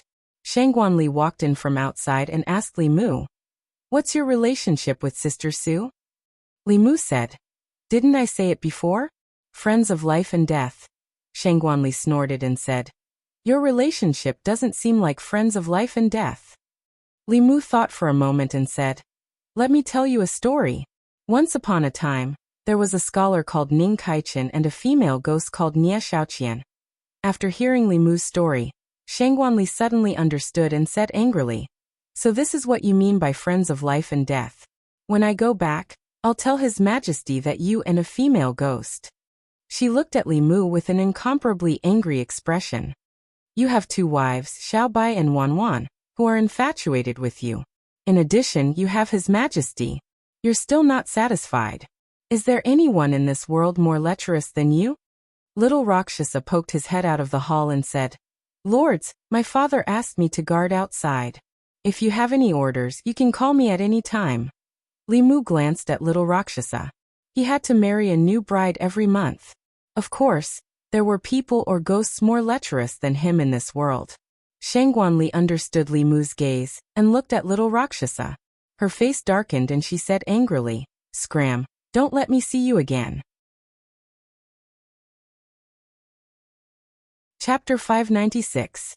Fengdu City, Ghost King Palace. When Limu took away Rakshasa King's life soul and asked him to do things, he was reluctant. But this time he suddenly became enthusiastic and arranged everything for Limu. He even asked his son to follow Limu and listen to his orders. Limu asked little Rakshasa King to call Rakshasa King and Feng Yi, and said, You too, come with me to Laoshan City. Fengdu City was the first large city that cultivators would pass through after entering the ghost realm. If they left Fengdu City and went deeper into the ghost realm according to the map, the next city they would pass through would be Laoshan City. Laoshan City was Azura King's territory. Since Limu already had the intention to help Suhi conquer the ghost realm, he would have to find the other 3 ghost kings sooner or later. Hearing Limu mention Laoshan City, Rakshasa King realized something and asked tentatively, Sir, are we going to find Azura King? Limu looked in the direction of Laoshan City and said, After being divided for so many years, it's time for the ghost realm to be united. Rakshasa King heard this and showed a gloating expression. They were all 4 ghost kings. Why did he have to hand over his life soul while the other 3 were not restrained and could live freely? It was only fair that everyone was the same. He took the initiative to walk forward and said, I'm familiar with the way to Laoshan City. I'll lead the way for you. Compared to Rakshasa King, Feng Yi's expression was more complicated. When facing Limu, the 5th ancestor escaped and he lost his physical body. His life soul was in Limu's hands. He did not dare to disobey his orders. Limu was very ambitious. He had conquered the Soul Hall and Rakshasa King, but he was not satisfied and wanted to conquer the ghost realm. With his strength that far surpassed ordinary Dongxian, and that terrifying bow, no one could stop him. It was only a matter of time before he conquered the other 3 ghost kings. With the addition of the Yao Nation and the Great Zhou, the Zhou continent and the Shang continent among the 10 continents would be under his control. A few years ago he was still a nobody, but in just a few years he had become the most troublesome opponent for Glory Sect. Laoshan City was the closest to Fengdu, so Limu chose King Azura first. Suhi had Ghost Path Heavenly Book, and even though she couldn't control a 7th realm ghost king, she could still suppress them quite a bit. So Limu planned to go with her. After Shangguanli heard this, he stepped forward and said, I'll go too. Limu waved his hand and said, You won't be of much help even if you go. Just stay here. After being rejected by Limu, Shangguanli watched as they left hand in hand. She clenched her fists and gritted her teeth. What do you mean you can't help? You're just afraid that I'll disturb you. Lin Wan's face revealed a gratified expression. She whispered, Benefactor and Sister Su look really compatible. Shangguanli glanced at her and said indignantly, How are they compatible? One is clearly a human, and the other is a ghost. Lin Wan retorted, So what if one is a human and the other is a ghost? Love doesn't discriminate between races. Haven't you read Strange Stories from a Strange Story? Shangguanli was stunned. Don't you know that Strange Stories from a Strange Story is? Lin Wan asked, What is it? Shangguanli's lips moved, but she finally waved her hand and said, Nothing. In the past, there were also people in Great Zhou who were together with ghost men and demons, but that was something done by the nobles who had special hobbies. The common people still avoided this kind of taboo love that transcended race and life and death. But ever since the appearance of Strange Stories from a Strange Story, and its popularity in the Great Zhou, people's views gradually changed. It was unknown when it started, but the love between humans and demons, the friendship of life and death, not only was it not rejected and disgusted by people, but it became something that people admired and yearned for. In the past few years, even some of the originally normal idioms had some more abnormal meanings. Shangguanli still remembered that when she was in school, friends of life and death were still used to describe friendship. Heroes of the grasslands were also not used to describe Su Xian. The oneness of man and nature had nothing to do with Dong Yong. But now, not to mention the above, she couldn't even look directly at words like running amok, pestering endlessly, and taking advantage of the dragon's position. And the main culprit of all this was Li Mu. Shangguanli had reason to suspect that from that time, Li Mu had been preparing for today. He had an unclear relationship with that fox from the Yao Kingdom, and he also had a pair of snake demon sisters with bad intentions. Last time, after Chung Xian went out with him, the way she looked at him when she came back was different from before. Now, in the ghost domain, he also had a female ghost that he had a good relationship with. Didn't all of them match up? Li Mu was held by Su He, and Rakshasa Wang Ming followed behind them like an attendant. They walked unhurriedly through the fog of the ghost domain. When they first left Fengdu City, in fact, he could see that Shangguanli was not very happy, but she was already full of complaints about Li Mu. If he brought her, a third wheel, along, he was afraid that the journey would not be peaceful. Walking hand in hand in the fog, Su He suddenly said, "You and Miss Shangguan, are you also?" Li Mu knew what she was talking about and hurriedly explained, "Don't misunderstand. The two of us are innocent. Besides, Ali likes women." This was really a big misunderstanding. Li Mu and Shangguanli were rivals in love, not lovers. The difference of one word was 1,000 miles.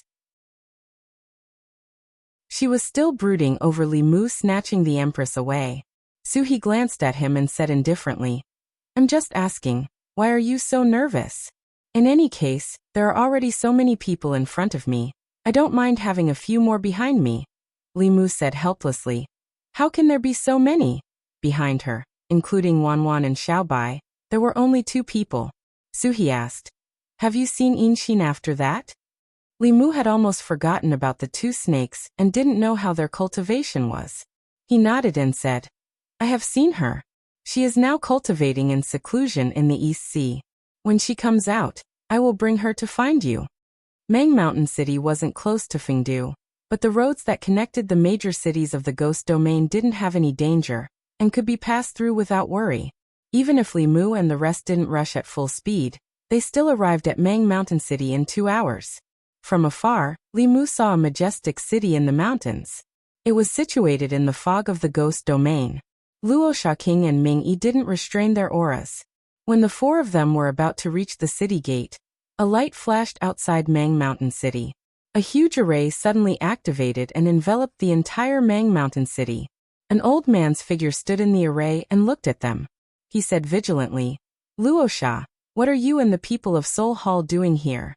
Luo Shaking stood outside the array and said to the old man, "Old ghost, my lord wants to unify the ghost domain. Are you willing to work under him?" The old man had already seen Li Mu. He sneered at Luo Shaking and said, "You are a 7th realm ghost king, but you are actually working under a 6th realm human. Even if you don't feel ashamed, I feel ashamed for you." Luo Shaking was angered by his words. He attacked the array outside the city and said angrily, "Old ghost, let's see if you can still laugh later." Luo Shaking had already made his move, and Ming Yi followed closely behind.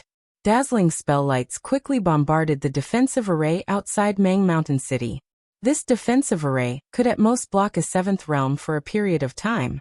When Luo Shaking and Ming Yi attacked together, the array shook violently. Soon it couldn't withstand it and collapsed. Ming Yi and Luo Shaking flew towards Azura King, and a huge battle erupted.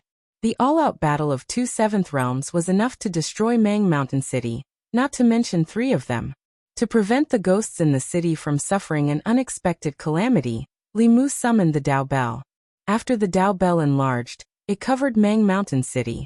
Azura King was obviously no match for Luo Shaking and Ming Yi, but the 2 of them couldn't defeat him for a while.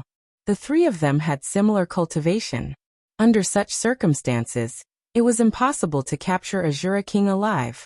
If Azura King fought to the death, it would easily result in the 3 of them being defeated and injured. The Azura King did not intend to perish together with them. He was beaten back by the 2 of them. At a certain moment, he suddenly looked at Li Mu and shouted, "If you want this king to submit, Then show me some real ability. Convince this king wholeheartedly. What kind of ability is relying on others? Li Mu smiled when he heard that. He stepped forward and said, "Come back." Luosha King and Mingyi gave up on Azura King and flew back to Li Mu's side. Li Mu flew up. An image appeared in Azura King's mind.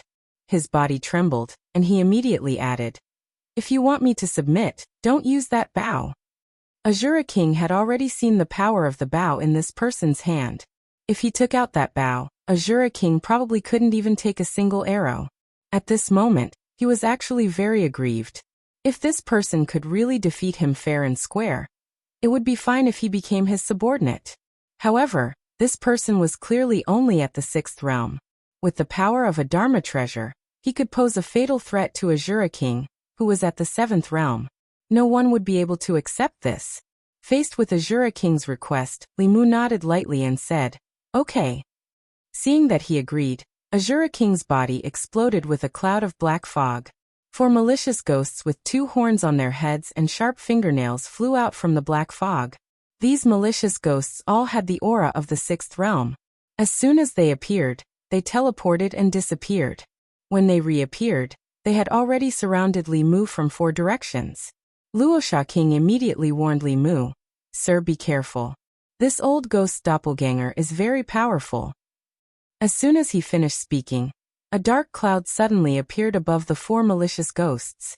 Lightning flashed in the dark cloud, and a fierce wind swept up. The 4 malicious ghosts were held back, and Li Mu's figure had already disappeared. All of this happened so quickly that even Azura King didn't have time to react. By the time he realized the danger, a figure had already appeared in the void behind him. An illusory small sword pierced through the back of his head.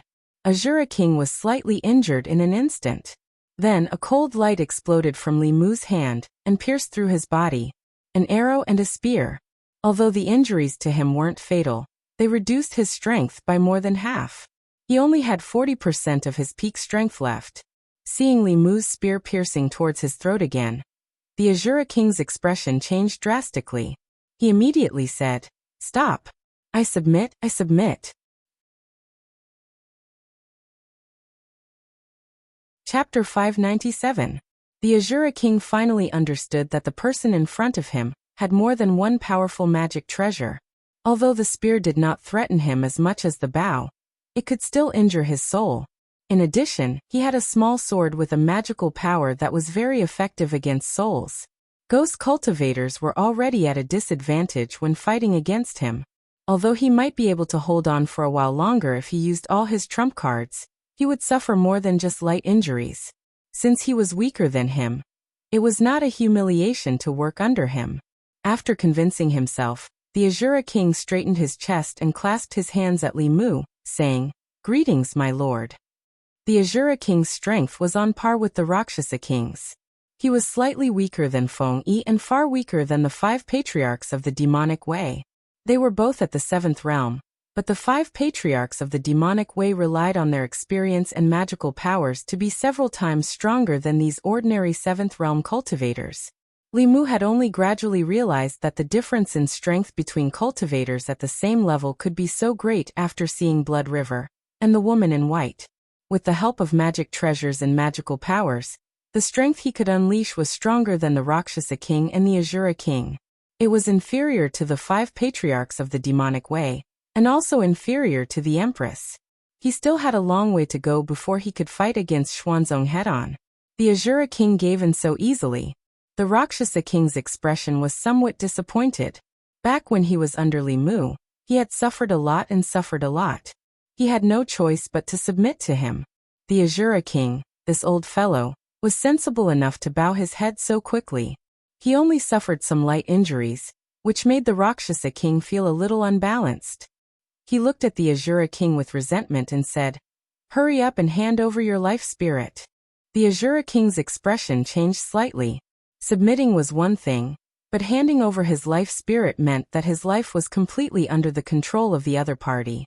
He had cultivated bitterly for more than 100 years to achieve his current cultivation. He was not a slave. Li Mu waved his hand and said, "There's no need for a fate spirit. From now on, As long as you don't have any second thoughts and wholeheartedly work for the ghost realm, it will be fine. The Azura King was different from the Rakshasa King Ming-Yi. Li Mu had no enmity with him, so there was no need for him to take his life spirit. Just like in the Demon Kingdom, he had the soul blood of the Blue Wolf King, but the Nine Heavens Snake King and the Flying Bear King were still free, just like before. The Azura King heaved a sigh of relief and glared at the Rakshasa King. Although Luosha King was unhappy, he didn't dare to say anything since Li Mu had spoken. He took the initiative and said, after leaving Laoshan City, the next destination is Yiksha King's Yiksha Kingdom. Sir, let me lead the way. After the Azura King also submitted, only the Yiksha King and the Yama King were left in the ghost realm. When Li Mu and the others arrived at the Yiksha Kingdom, the Yiksha King's behavior was exactly the same as the Shura King's. However, unlike the Shura King, the Yiksha King didn't resist at all when he saw that the two Ghost Kings and the Demon Dao Elder had submitted to Li Mu. He directly chose to submit. Faced with such a lineup, he had no other choice. At this point, only the Yama King was left among the four Ghost Kings. This Yama King wasn't the Yama King under the Nether Ghost Lord, but the true overlord of the Ghost Realm.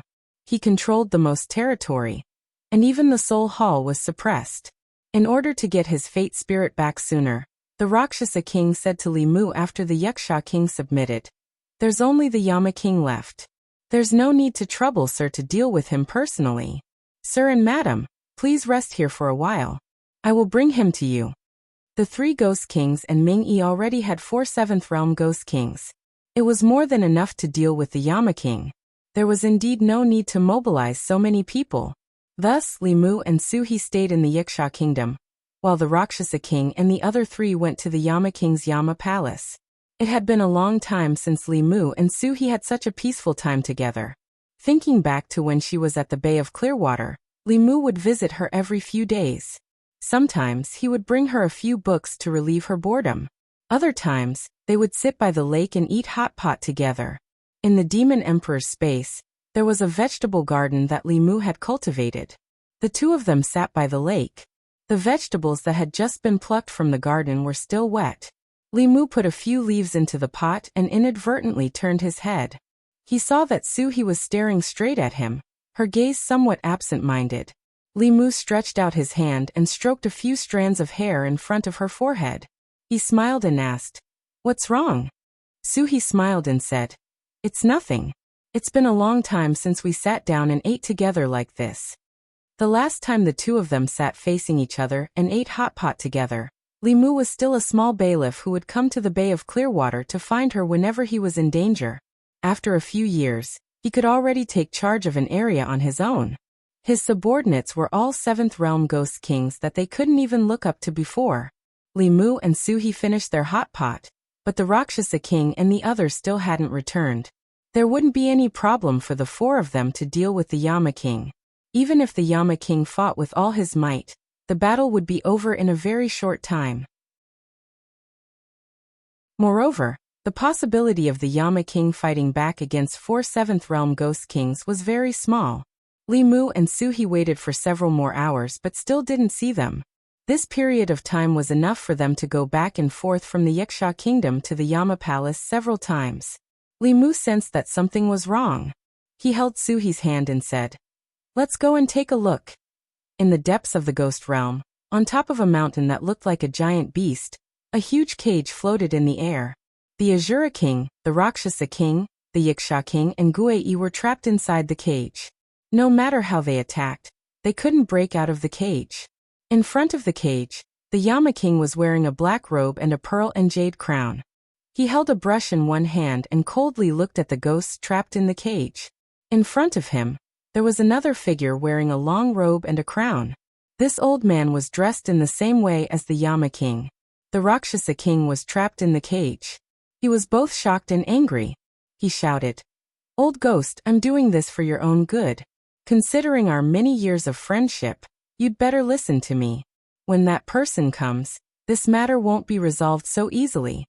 The Yama King sneered and said disdainfully, "Friendship? The friendship you're talking about is bringing these people to persuade me to serve someone else as my master?" The Rakshasa King explained, A wise man submits to circumstances. Have you forgotten about that bow of his? Recalling that terrifying bow, the Yama King's expression changed slightly. He looked at the old man beside him and asked, "Master, what kind of magic treasure is that?" The old man fell into deep thought. After a long time he spoke again. "What you saw should be Ao Xian's sun-shooting bow. This bow condenses magic power into arrows and can kill enemies above their level. The stronger the magic power of the wielder, the stronger the bow. Ao Xian used this bow to conquer the 10 continents. After Ao Xian fell, this bow never appeared again." The Yama King whispered, "Sun-shooting bow." At this moment, the fog in the distance rolled and fluctuated. 2 figures walked out from it. The Rakshasa King was overjoyed. He immediately said, "Sir, you're here. The old ghost beside the Yama King is very powerful. You must be careful." Actually, even without the Rakshasa King's reminder, Li Mu had already sensed that the old man's yin qi was very majestic. It was much more powerful than the Rakshasa King. Li Mu couldn't even be sure who was more powerful between the old man and the 5 ancestors of the demonic Tao. Suhi's expression also became very serious. She said, "Be careful, he's very powerful." Li Mu didn't hesitate. With a thought, the sun-shooting bow appeared in his hand. The old man looked at the bow in his hand and said indifferently, "It really is Ao Xian's sun-shooting bow." Li Mu was slightly shocked. Another person who recognized the sun-shooting bow, and could even call out Ao Xian's name. Could it be that this ghost also inherited some old monster's memory? The old man continued, "Let me see how much of the sun-shooting bow's power you can unleash." Before he could finish his sentence, his figure had already disappeared. At the same time, Li Mu also released the bowstring. The mana in his body was instantly drained, and a ray of golden light shot out. The golden light pierced through the void, and the old man's figure appeared in front of him. His body was condensed from black fog, and there was a big hole in his chest. The aura on his body was also slightly weaker than before, but the hole was constantly wriggling and quickly recovered to its original state. The old man's aura was still powerful, but Li Mu was already a lamp that had run out of oil. Seeing this, Suhi formed a seal with both hands. From the mountain below, several ghostly figures suddenly flew out. A few 6th-level ghostly cultivators under the command of the King of Hell were under her control. They surrounded Li Mu and were ready to provide him with mana at any time. Just as Li Mu borrowed the mana of a ghostly cultivator and was about to shoot a second arrow, he noticed something strange. Ever since Suhi had taken control of these ghost cultivators, the old man's expression had undergone a huge change. From shock, to disbelief, to trembling with excitement. The next moment, he faced Suhi and knelt on one knee. He clasped his hands and said respectfully, "Greetings, Ghost Lord." Chapter 598. This powerful old man suddenly knelt down in front of Suhi. Not only was Suhi stunned, even Li Mu was a little confused. He had already drawn his second bow, and was not in a hurry to shoot. Suhi looked at the old man and asked in surprise, "What did you say?" "This old servant has waited for hundreds of years. Finally you are here." The old man lowered his head humbly, and knelt on one knee on the ground. He said, "Disciple, quickly pay your respects to the Ghost Lord." Hearing this, King Yanluo hurried forward and knelt beside the old man. He said respectfully, "Greetings, Ghost Lord." Li Mu looked at Suhi. Suddenly, a light flashed through his mind and he remembered something. The cultivation path of the ghosts in the current world was created by the mighty figure of the Ghosts clan. As a top-notch expert, there were naturally many followers by his side. Among them, there was a group of ghosts that were most loyal to him. They were named the Ghost Servant clan by him. The other followers were his subordinates, and the Ghost Servant race was his servant. As a servant, the Ghost Servant race received a lot from him, but the condition was absolute loyalty. Their bloodlines were imprinted with the divine ability brand, and they were loyal to the Ghost Lord for generations. Although that mighty figure had already fallen, to the Ghost Servant race, the one who had the heavenly book and could control 10,000 ghosts was the new Ghost Lord, and also the master they were loyal to. Suhi had the heavenly book and could control ghost cultivators. She was the master of the ghost servant race. This kind of servant was not like the Rakshasa king. Li Mu had used forceful methods to recruit subordinates. Their loyalty came from their bloodline and soul. They would never betray him. Li Mu whispered a few words to Suhi. Only then did Suhi recover from her shock. She said to the old man and King Yanluo, "Get up." "Thank you, Ghost Lord." The old man and King Yanluo got up. Suhi looked at the Rakshasa king and the others trapped in the cage and said, "Let them out." "Understood." The elder nodded in agreement. Then he waved his hand, and the cage opened automatically. Luosha King and the other 4 demons flew out. This person's strength was unfathomable. If he had been by their side in the land of the fallen gods, it would have been difficult for the female corpse in white to escape. Although the first Ghost King had fallen a long time ago, he had left behind a huge inheritance for his successors. Any master of the Ghost Dao Heavenly Book could command the Ghost Servant clan. Yama Mountain, inside the main hall at the highest point. Suhi sat on a huge stone chair in front of the hall. The old man and King Yama stood below and said respectfully, "Your servant has been waiting for you for 500 years. 500 years. Hearing that, Rakshasa King was shocked. He could not help but exclaim, "How can anyone live for so long?" The Azura King and Yaksha King were also shocked. Only Ming-Yi looked indifferent. He even looked at the 3 demons with disdain and said, "Frogs at the bottom of a well. 500 years is nothing. There are experts in this world who have lived for 5,000 years. When the old man recognized the sun-shooting bow and called out Ao Xian's name, Li Mu knew that he was also an old monster who inherited his memories. He had at least 2,000 years of memories. Li Mu gave a simple explanation. Only then did the Rakshasa King understand. The Azura King was moved. He said in a low voice, "Why didn't I think of such a good idea? When my lifespan is about to end, I can use this method to pass on my memories.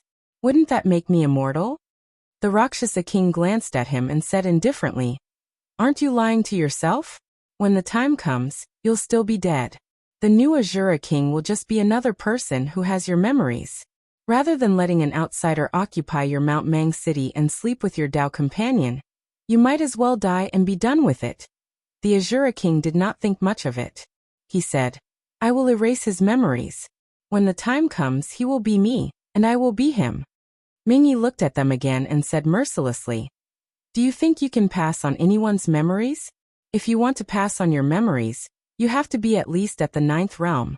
Which one of you has this ability?" These words completely extinguished the Azura King's hope. Then they looked straight at the old man. Only 9th realm experts could pass on their memories. Didn't that mean that this old man had reached the heavenly demon realm before? Li Mu was not surprised. Thousands of years ago was different from now. Although 9th realm experts were rare, they were not non-existent. In comparison, it was the Ghost Lord's cultivation level that shocked and astonished Li Mu. Just what kind of powerful cultivator was qualified to have a level 9 servant? Li Mu cupped his hands and asked, "Senior, how should I address you?" The old man saw that this young man had a close relationship with the Ghost Lord. He said, "You can call me Ghost Servant." The strength of a ghost servant was not below that of the 5 patriarchs of the demonic way. Such an expert was willing to bow his head and be a servant for thousands of years. It was enough to show the strength of the first Ghost Lord's spiritual imprint. Li Mu looked at him and asked, "You know Ao Xian?" The old man nodded and said, "He was an expert of the Black Dragon clan 2,000 years ago. 2,000 years ago, Ao Xian used the sun-shooting bow to dominate the 10 continents and 4 seas. No one could match him. After Ao Xian disappeared, the sun-shooting bow, the #1 divine artifact of the cultivation world, also disappeared." Li Mu continued to ask, "The #1 divine artifact?" The old man's face revealed a look of reminiscence. He then said, "Ao Xian's cultivation was not the strongest at that time. But after he obtained the sun-shooting bow, he began to sweep through experts of the same level. Even the only 9th realm heavenly demon of the continent at that time fell at his hands.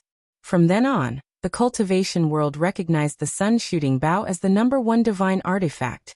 Li Mu thought for a moment and asked, "Who made the sun-shooting bow?" After comprehending the heavenly tomes, Li Mu also knew how top-grade magic treasures like the Dao Bell and the sky-piercing spear were made.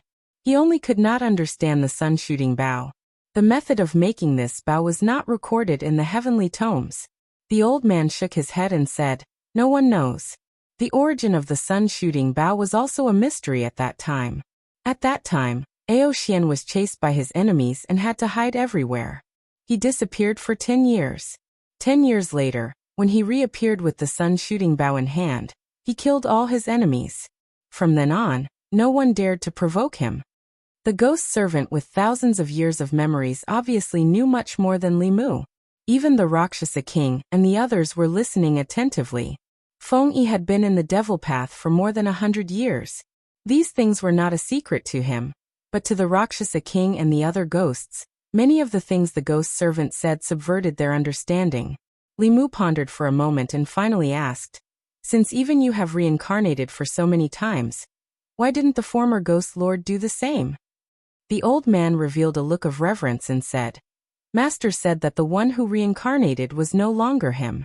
Instead of deceiving ourselves like those fellows of the devil path, it is better to follow the heavenly Tao and wait for the next fated person."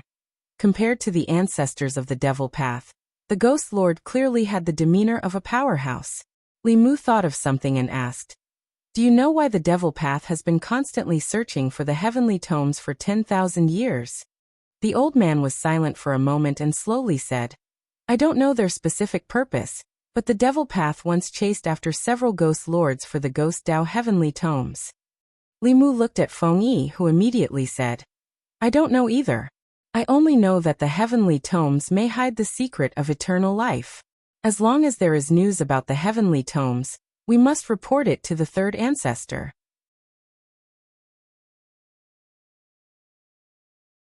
Chapter 599. Immortality. The Rakshasa king, Asura king, and the other ghosts couldn't help but purse their lips, including their lifespan when they were human. Their lifespan was no more than 360 years.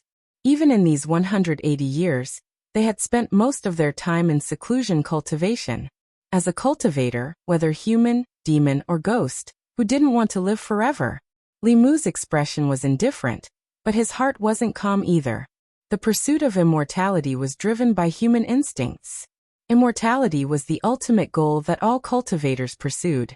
If the complete 24 pages of the heavenly book contained the secret of immortality, Li Mu, who had 10 pages, was probably the closest person to this secret.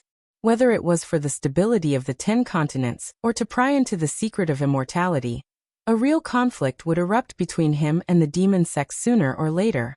At this time, the old ghost servant looked at Su He and respectfully said, "Ghost Lord's cultivation isn't low, but it's far from enough. For thousands of years, the demon sect has been searching for the heavenly book.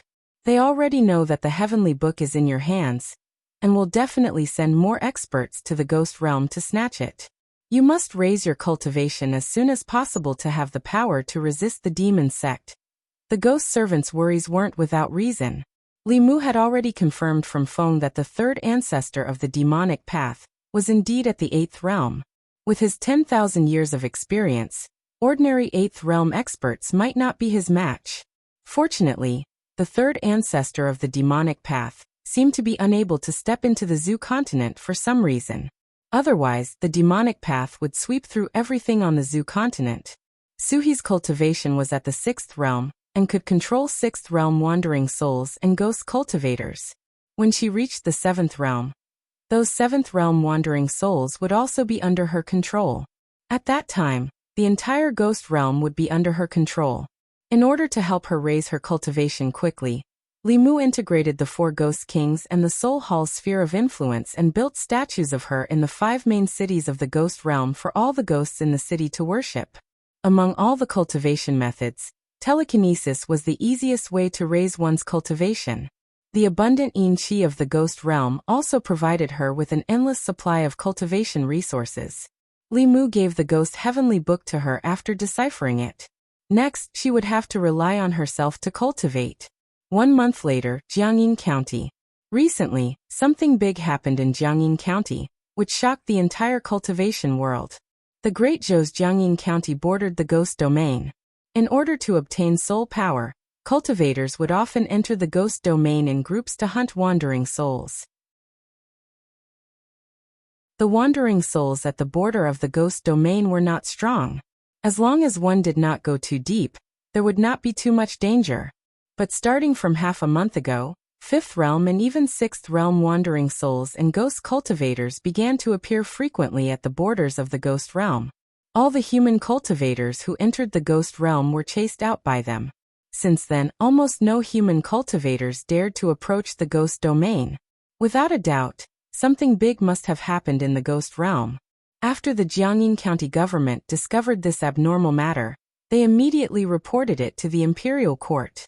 The Great Zhou court attached great importance to this matter, and sent several consecrators to investigate. However, these imperial consecrators came out a few days after entering the ghost domain, and brought a piece of news.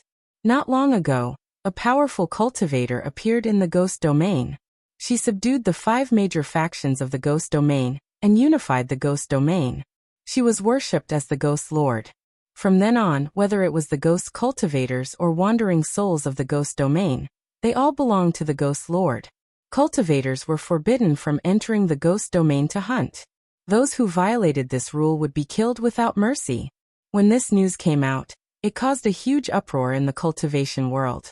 Not only did this mean that the ghost domain was no longer a chaotic place ruled by heroes, but since the Yao nation was unified, there was another powerful faction near the Zhu continent. The situation on the continent would definitely change because of the unification of the ghost domain.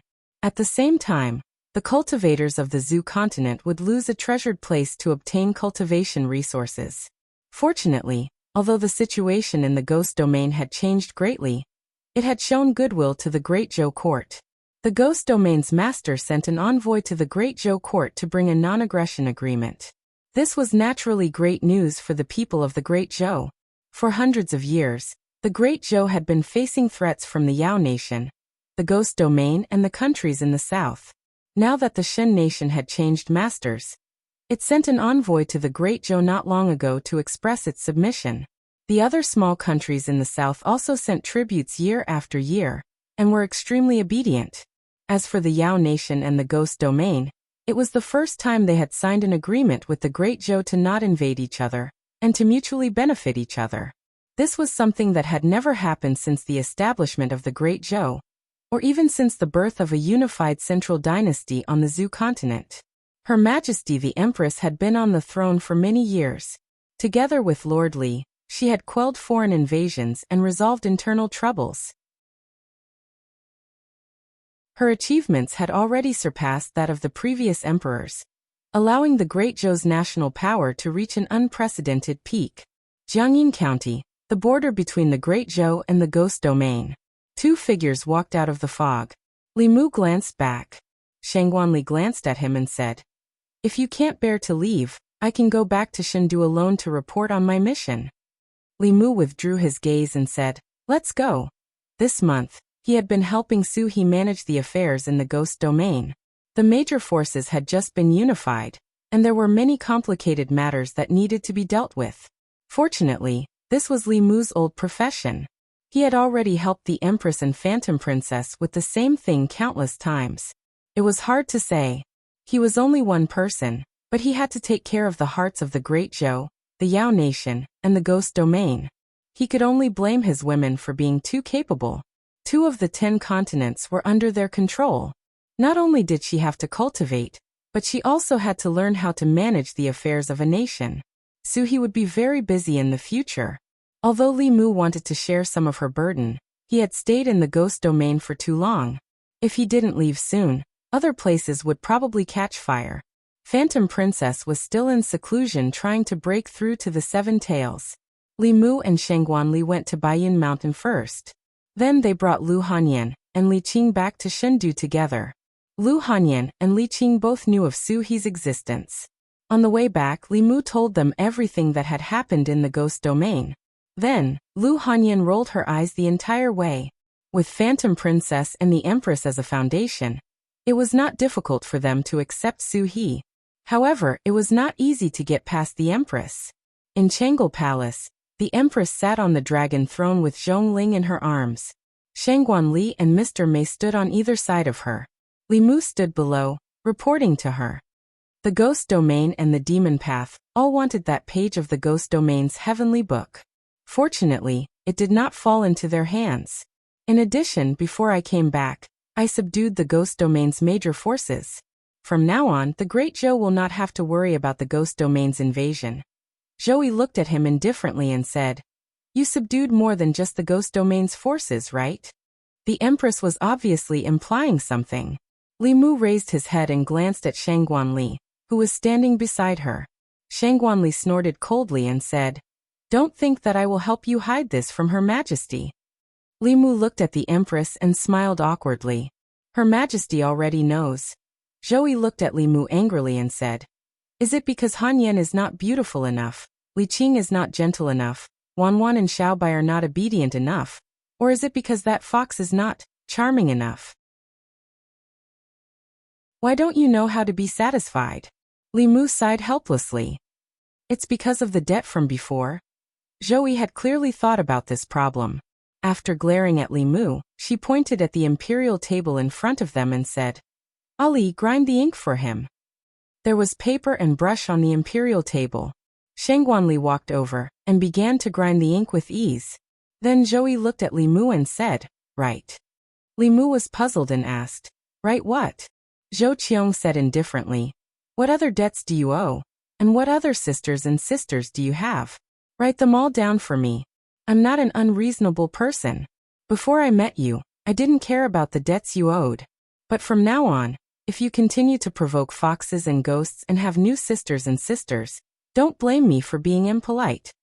Li Mu looked up at the Empress. Could it be that this was a piece of paper to exempt him from liability? Could it be that the Empress would not care about the names he wrote on this paper? Was the Empress not afraid that he would randomly write down 8 or 10 names? Li Mu was not so stupid. This was obviously the Empress testing him. He shook his head and said firmly, "Your Majesty, there are no more." Zhou thought for a moment and said, "I can see that all the young and beautiful women around you are likely to be your creditors. Who else do you know?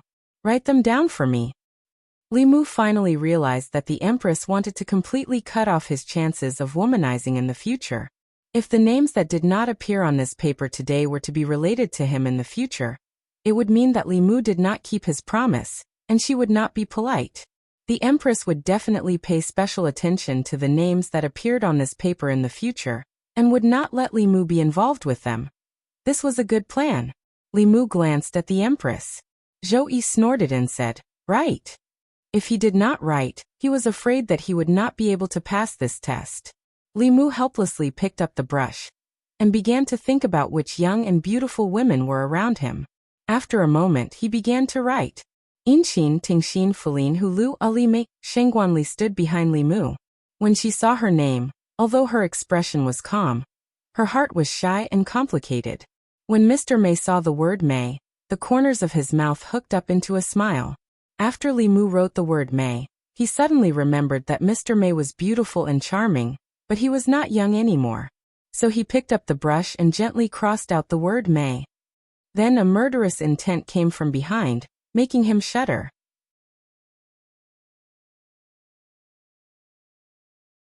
Chapter 600. High up in the sky outside Changle Palace, the light of spells flickered. The cultivators with some cultivation in the divine capital all felt the ripples of Dharma power in the sky. They didn't know who was so bold as to fight openly in the divine capital.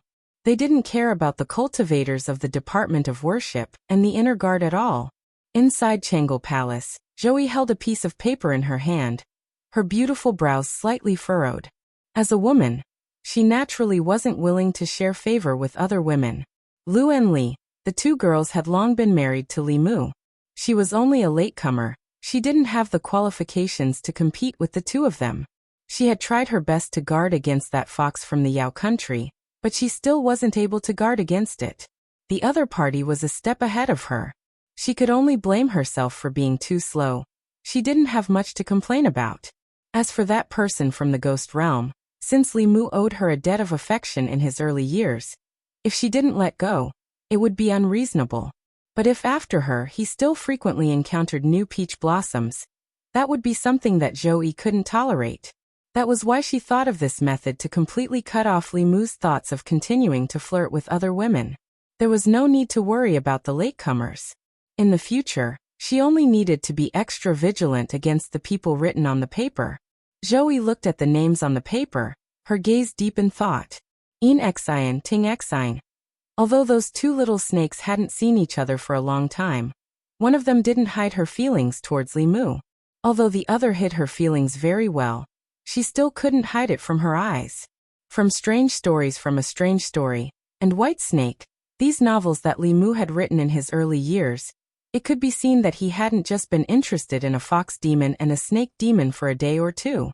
Now he already had a pair of fox demons, but he didn't have a single snake beauty. In a sense, Ting Xian was her teacher. Zhou had long known that she had feelings for Li Mu. She took advantage of Ting Xian's absence to get him first. She always felt that she had let Ting Xian down. If she was still on guard against Ting Xian, wouldn't she be very much like the annoying female supporting characters in most novels? She was a queen, not a supporting female lead. She couldn't burn the bridge after crossing it. Let's put the beautiful snake sisters aside for now. Next is Chung Xian. There are many dragon girls in Li Mu's story, so I can't rule out the possibility that he has other thoughts about Chung Xian. Just in case, should I let Chung Xian go back to the South Sea? Zhou glanced at Chung Xian, who was gnawing on a duck's neck in a corner of Changle Palace. She felt that she was too cruel. Although Chung Xian could eat a little, when Li Mu was not around, Chung Xian stayed by her side and listened to her orders at all times. Chung Xian even put down his dignity as a dragon and let her ride him out to enjoy the scenery. Even if he didn't contribute much, he still worked hard. Chung Xian only left the South Sea because she ran away from the marriage. If he let her go back just like that, wouldn't he be pushing her into the fire pit again?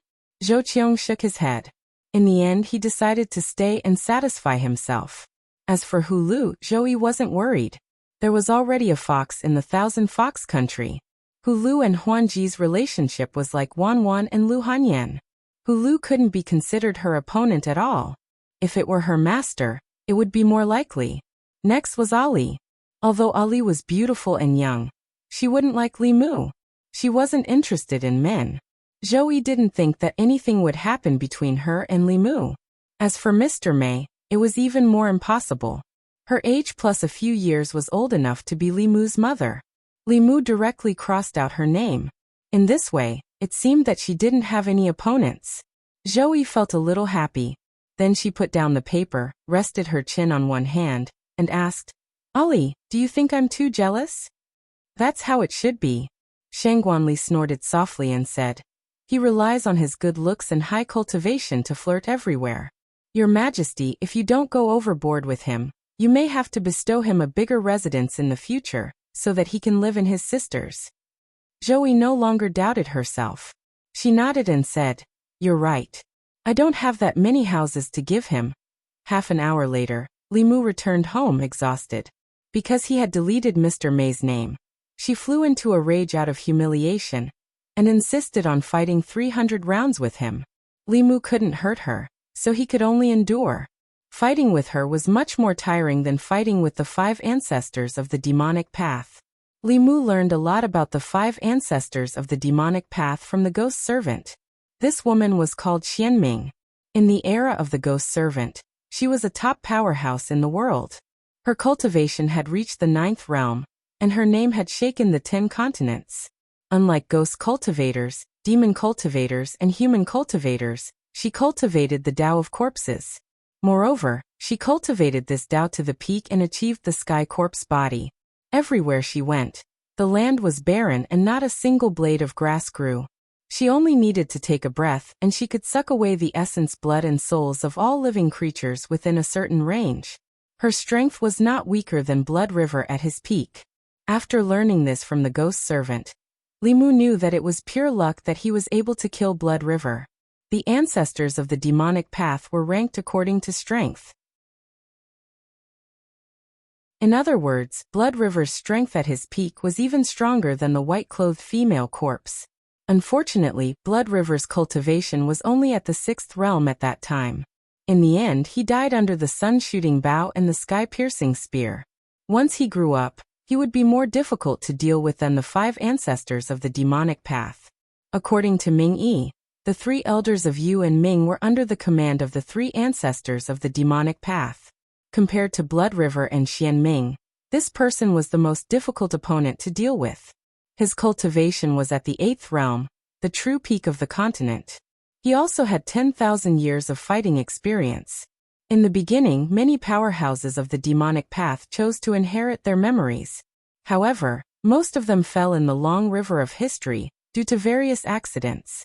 To be able to inherit their memories to this day, whether it was their temperament or strength, they were not comparable to ordinary powerhouses. Unless he also reached the 8th realm, Li Mu had no confidence in defeating him even with the sun-shooting bow in hand. Moreover, since there were the 3 ancestors of the demonic path, there must be the 1st and 2nd ancestors. Li Mu knew nothing about them at present. However, there was no doubt that they would be stronger and more difficult to deal with than the 3 ancestors. While Li Mu was worried, on the ghost island in the depths of the South Sea, the white-clothed woman stood in the tower, her voice devoid of any emotion. She slowly said, "We can't obtain the Ghost Path Heavenly Book. I hid in the Ghost Realm for a month, but I still couldn't approach the Heavenly Book. This generation's ghost servants are very strong, not any weaker than me." The skeleton-like 3 ancestors of the demonic path slowly opened their eyes and said, "With the birth of a new ghost lord, it will be difficult for the Ghost Realm to interfere in the future. Although we can't obtain the Heavenly Book, knowing its whereabouts isn't a complete waste of time. We've already waited for 10,000 years, there's no need to rush." In these 10,000 years, there had been countless times when they knew the whereabouts of the Heavenly Book, but didn't have the strength to seize it. However, the owner of the Heavenly Book would always fall, while the powerhouses of the demonic path would multiply endlessly. As long as they knew the whereabouts of the Heavenly Book, they would always have a chance to seize it. This included Li Mu. At most, his lifespan would be 3 or 460 years. In the worst-case scenario, he would only have to wait for another 200 years, the time of one reincarnation cycle of memories. The tower gradually quieted down. After an unknown period of time, a figure flew in from outside. Ming Er flew into the tower and knelt on one knee. He respectfully said, "Greetings, 3rd ancestor and 5th ancestor." The 3rd ancestor opened his eyes again and looked at him. He asked, "Have you investigated the matter I asked you to?" Ming Er revealed an excited expression and said, "Reporting to 3rd ancestor, I've investigated it. This subordinate hid in the Yong capital and found an opportunity to search the soul of an important member of the Yong imperial family. I obtained an important piece of information. The Yong imperial family really does have a page of the Heavenly Book."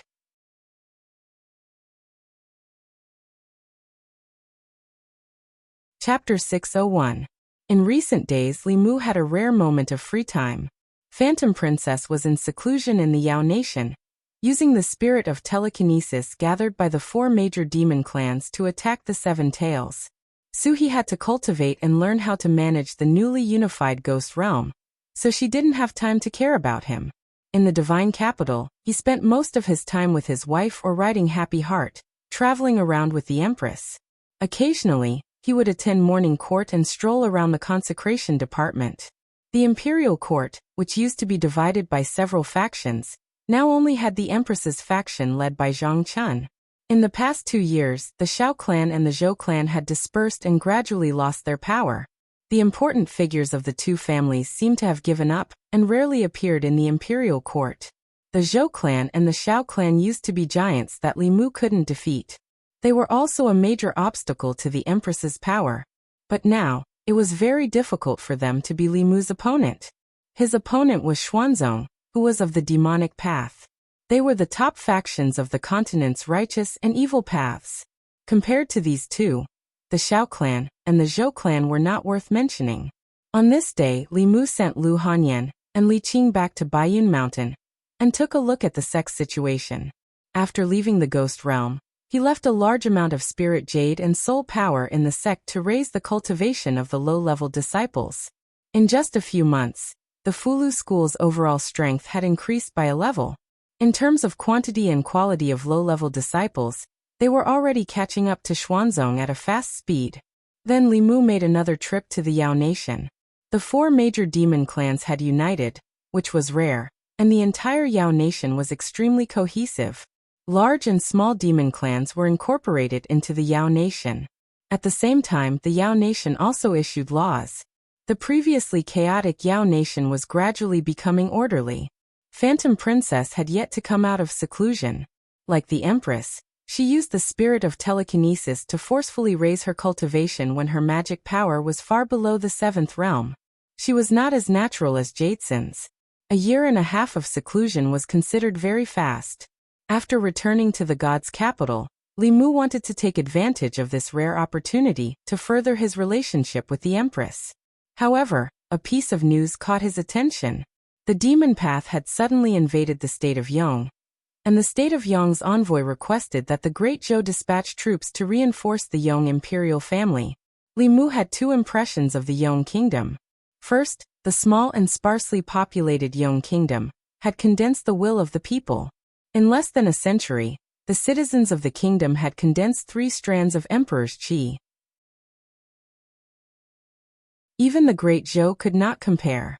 Secondly, Li Mu's painting mantra had been swindled from a young envoy from the Yong kingdom.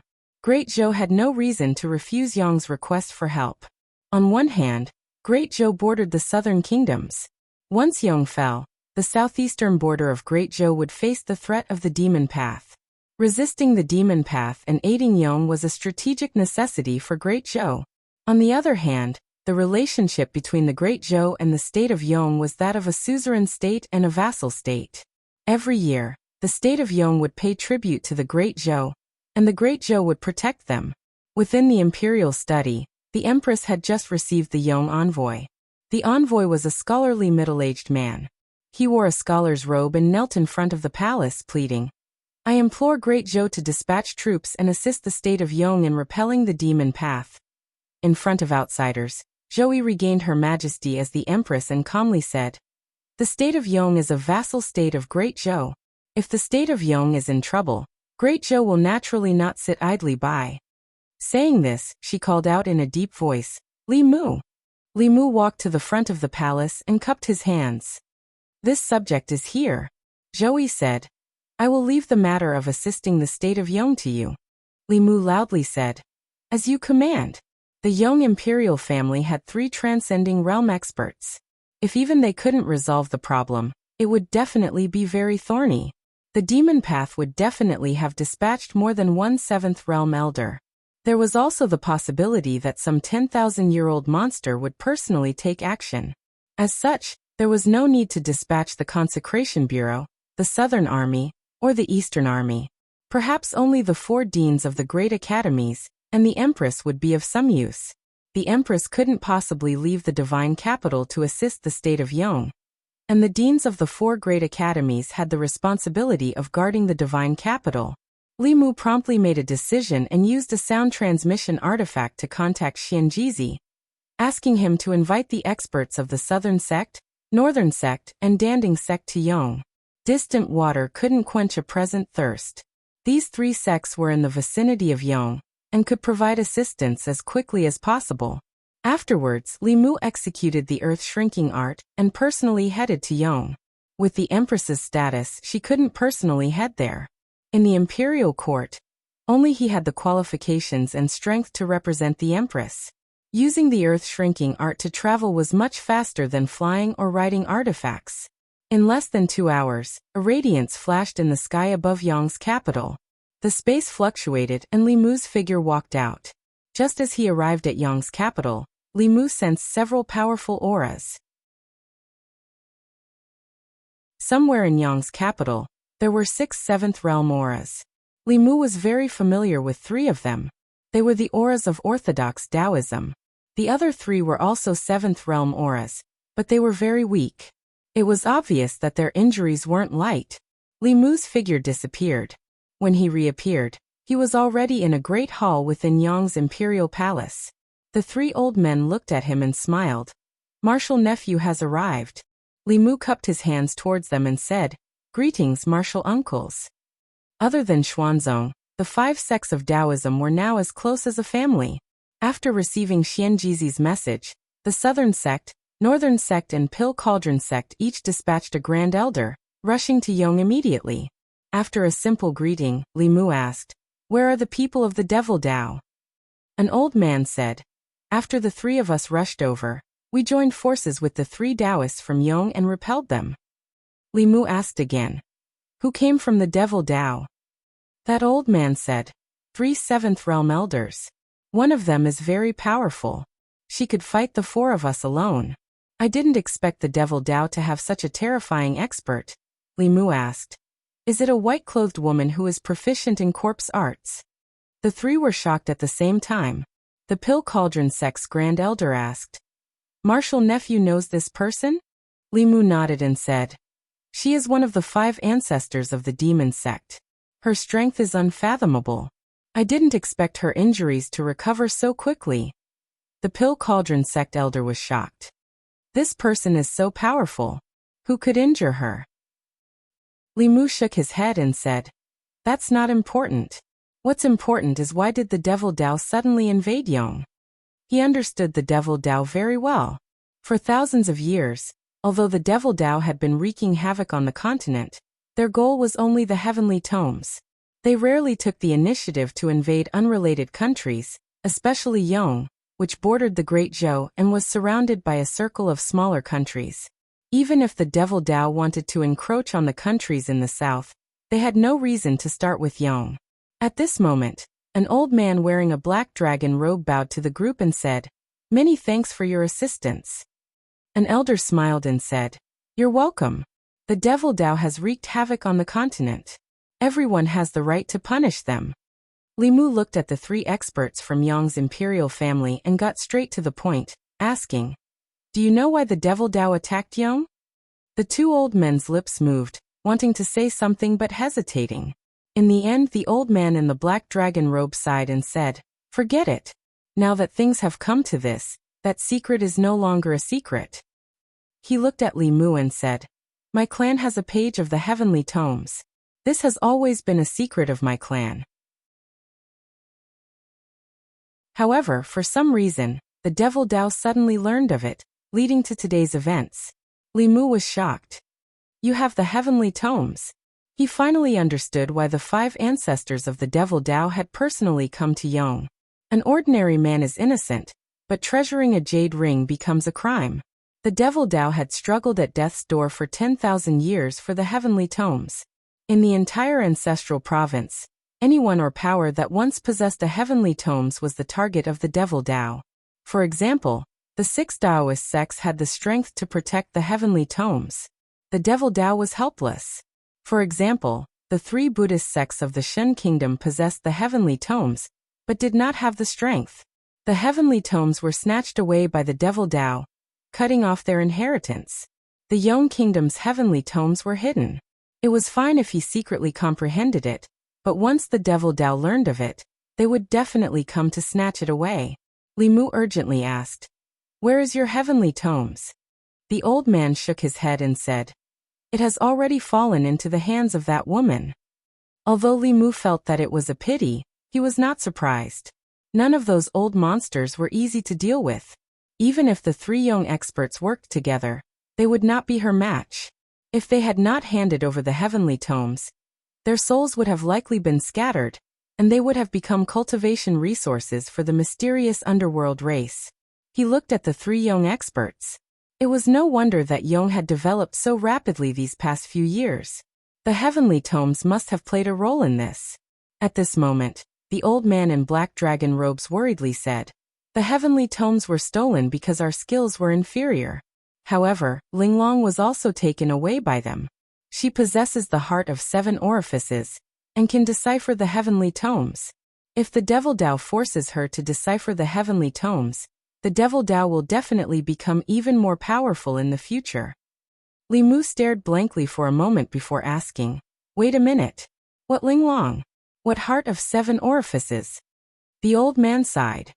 Linglong is my Yong Kingdom's princess. She was born with the heart of 7 orifices, and can decipher the contents of the heavenly tomes. This was originally a secret of my imperial family. I don't know who leaked it to the devil Dao. Li Mu was momentarily speechless. The heart of 7 orifices. How could there be such a thing?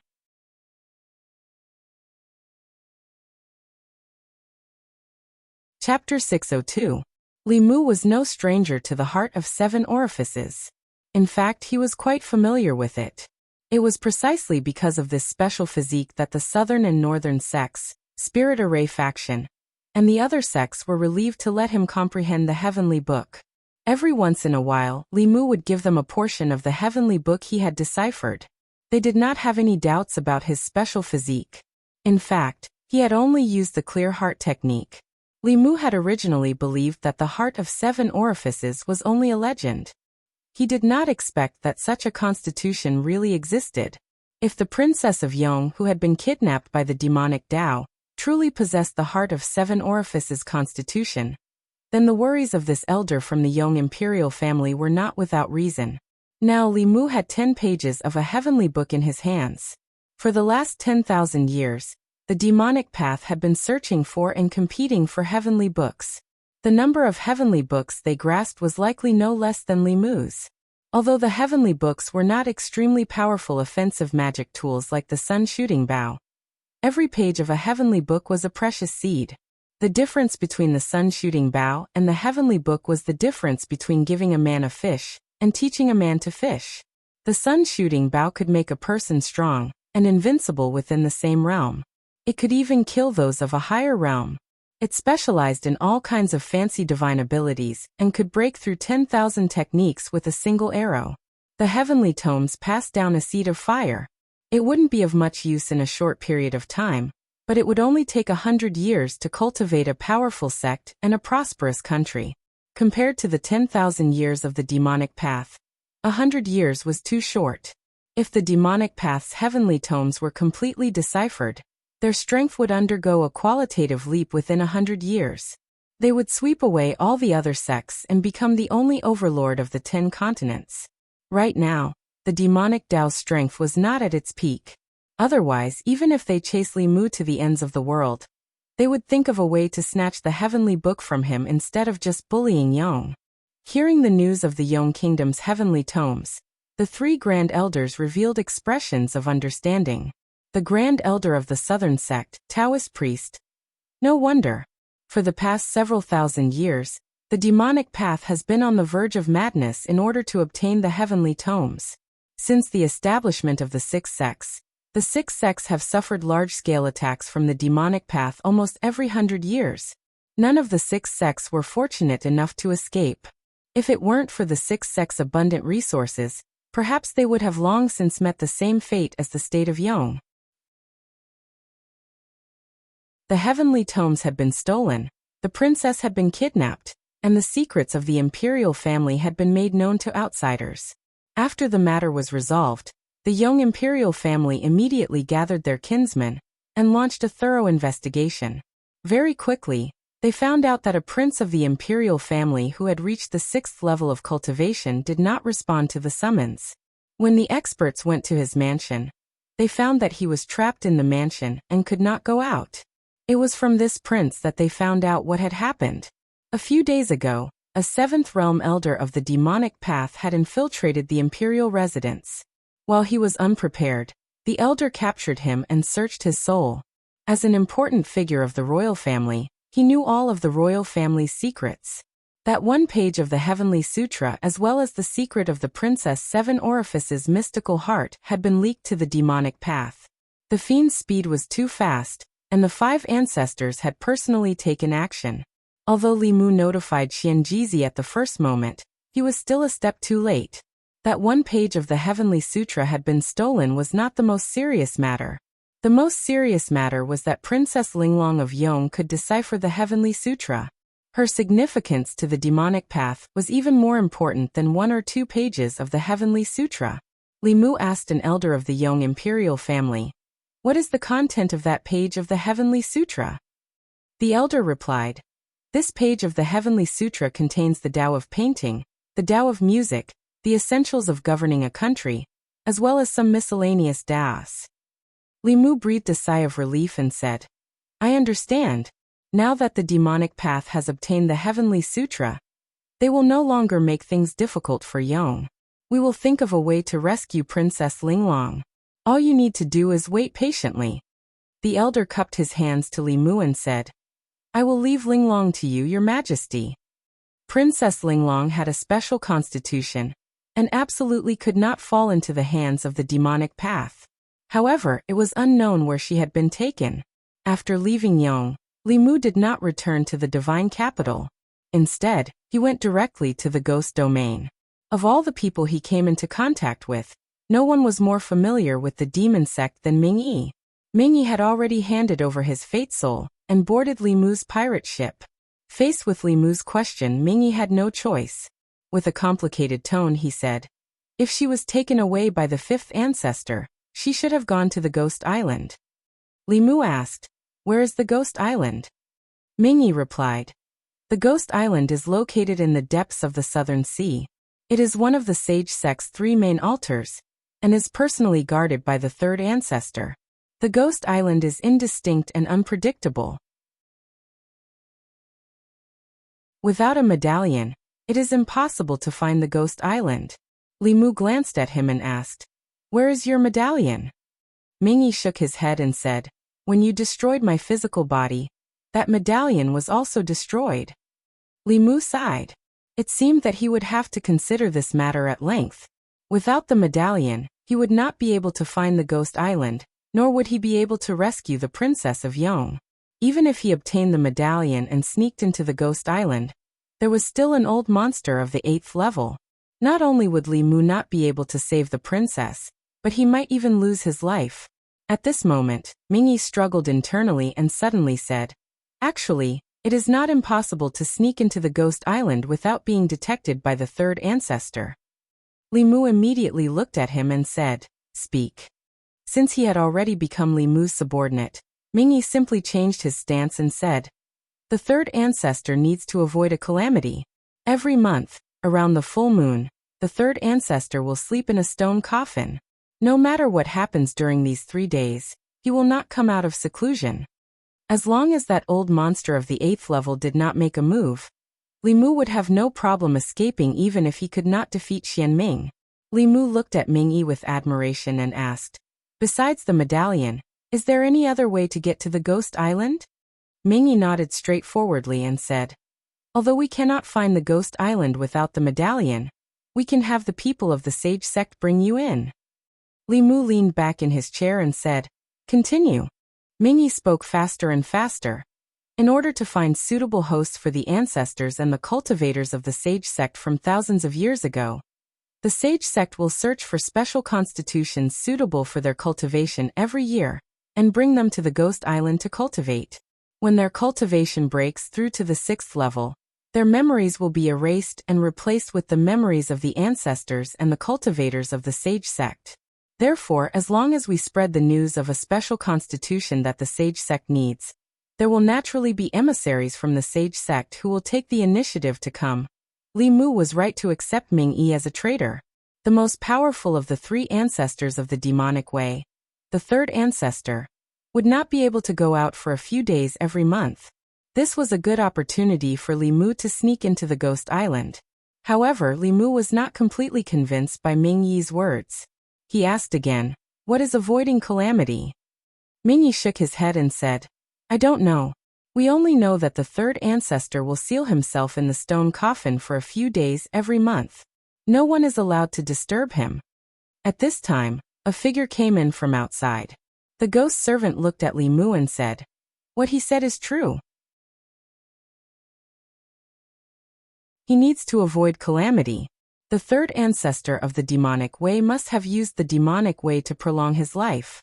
Although this method can break through some of the limits of life, it also has its drawbacks. He must completely restrain his aura before and after the full moon. Otherwise, he will suffer the wrath of heaven. In my memory, there is more than one person in the history of the demonic way who has been obliterated by heaven's calamity, Li Mu had known for a long time that the demonic way had a way to prolong life. They could prolong a cultivator's life by 60 years on the basis of their current life. The 6th realm had 360 years of life and the 7th realm had 460 years of life. However, he did not know that this method of prolonging life had such a limit. Even so, this secret method was very heaven-defying. As long as he slept for 3 days every month, he could live for another 60 years. No matter how he thought about it, this was a good deal. Li Mu had been thinking about this secret method for a long time. The ghost servant also knew about this, which meant that Ming-Yi did not lie to him. As long as he chose the time when the 3rd ancestor was asleep, Li Mu could break into Ghost Island. It was the beginning of the month and there was still half a month before the full moon. Li Mu needed to make some arrangements in advance. There were many experts on Ghost Island, but the ones that Li Mu truly feared were the 3rd and 5th ancestors of the demonic way. When the time came, the 3rd ancestor would be asleep. As long as the ghost servant was outside, Xian Ming would not be able to do anything to him. Li Mu looked at Ming-Yi with a satisfied expression. He threw a bottle of pills to Ming-Yi and said, "This bottle of soul-nourishing pills is for you." Ming-Yi took the pills and immediately cupped his hands and said, "Thank you, my lord." His injuries had not recovered yet. This bottle of soul-nourishing pills could save him several months of bitter cultivation. Li Mu asked Ming-Yi again, "What other special physiques do the demonic way need?" Ming-Yi thought for a moment and said, "Pure yin, pure yang, 5 elements physique, blood evil physique, etc., have cultivation talent, or are suitable for cultivating a special cultivation method of the sage sect. As long as the sage sect gets the news, they will definitely send people to snatch them and bring them to Ghost Island to cultivate."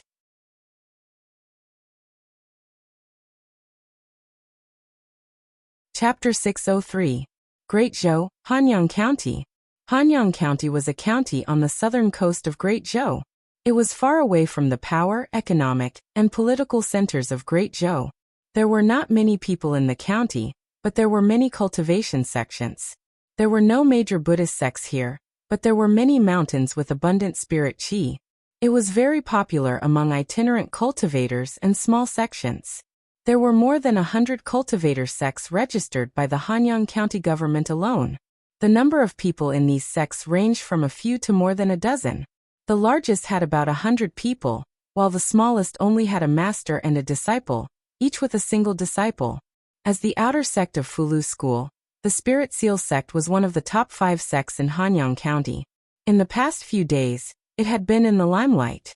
The cause of the matter was that the Spirit Seal sect had recruited a genius disciple a few days ago. This disciple had a rare pure young body. The Spirit Seal sect held a banquet to celebrate this matter. A pure young body was a rare cultivation body. After embarking on the path of cultivation, one's cultivation would naturally progress faster than others, and it would be easier for them to break through to higher realms. It was very popular among the major sections. It could be said that as long as this disciple worked a little harder on cultivation, there was a high chance that he would become a famous figure in the cultivation world in the future. The sect master of the Spirit Seal sect was overjoyed to have such a good disciple.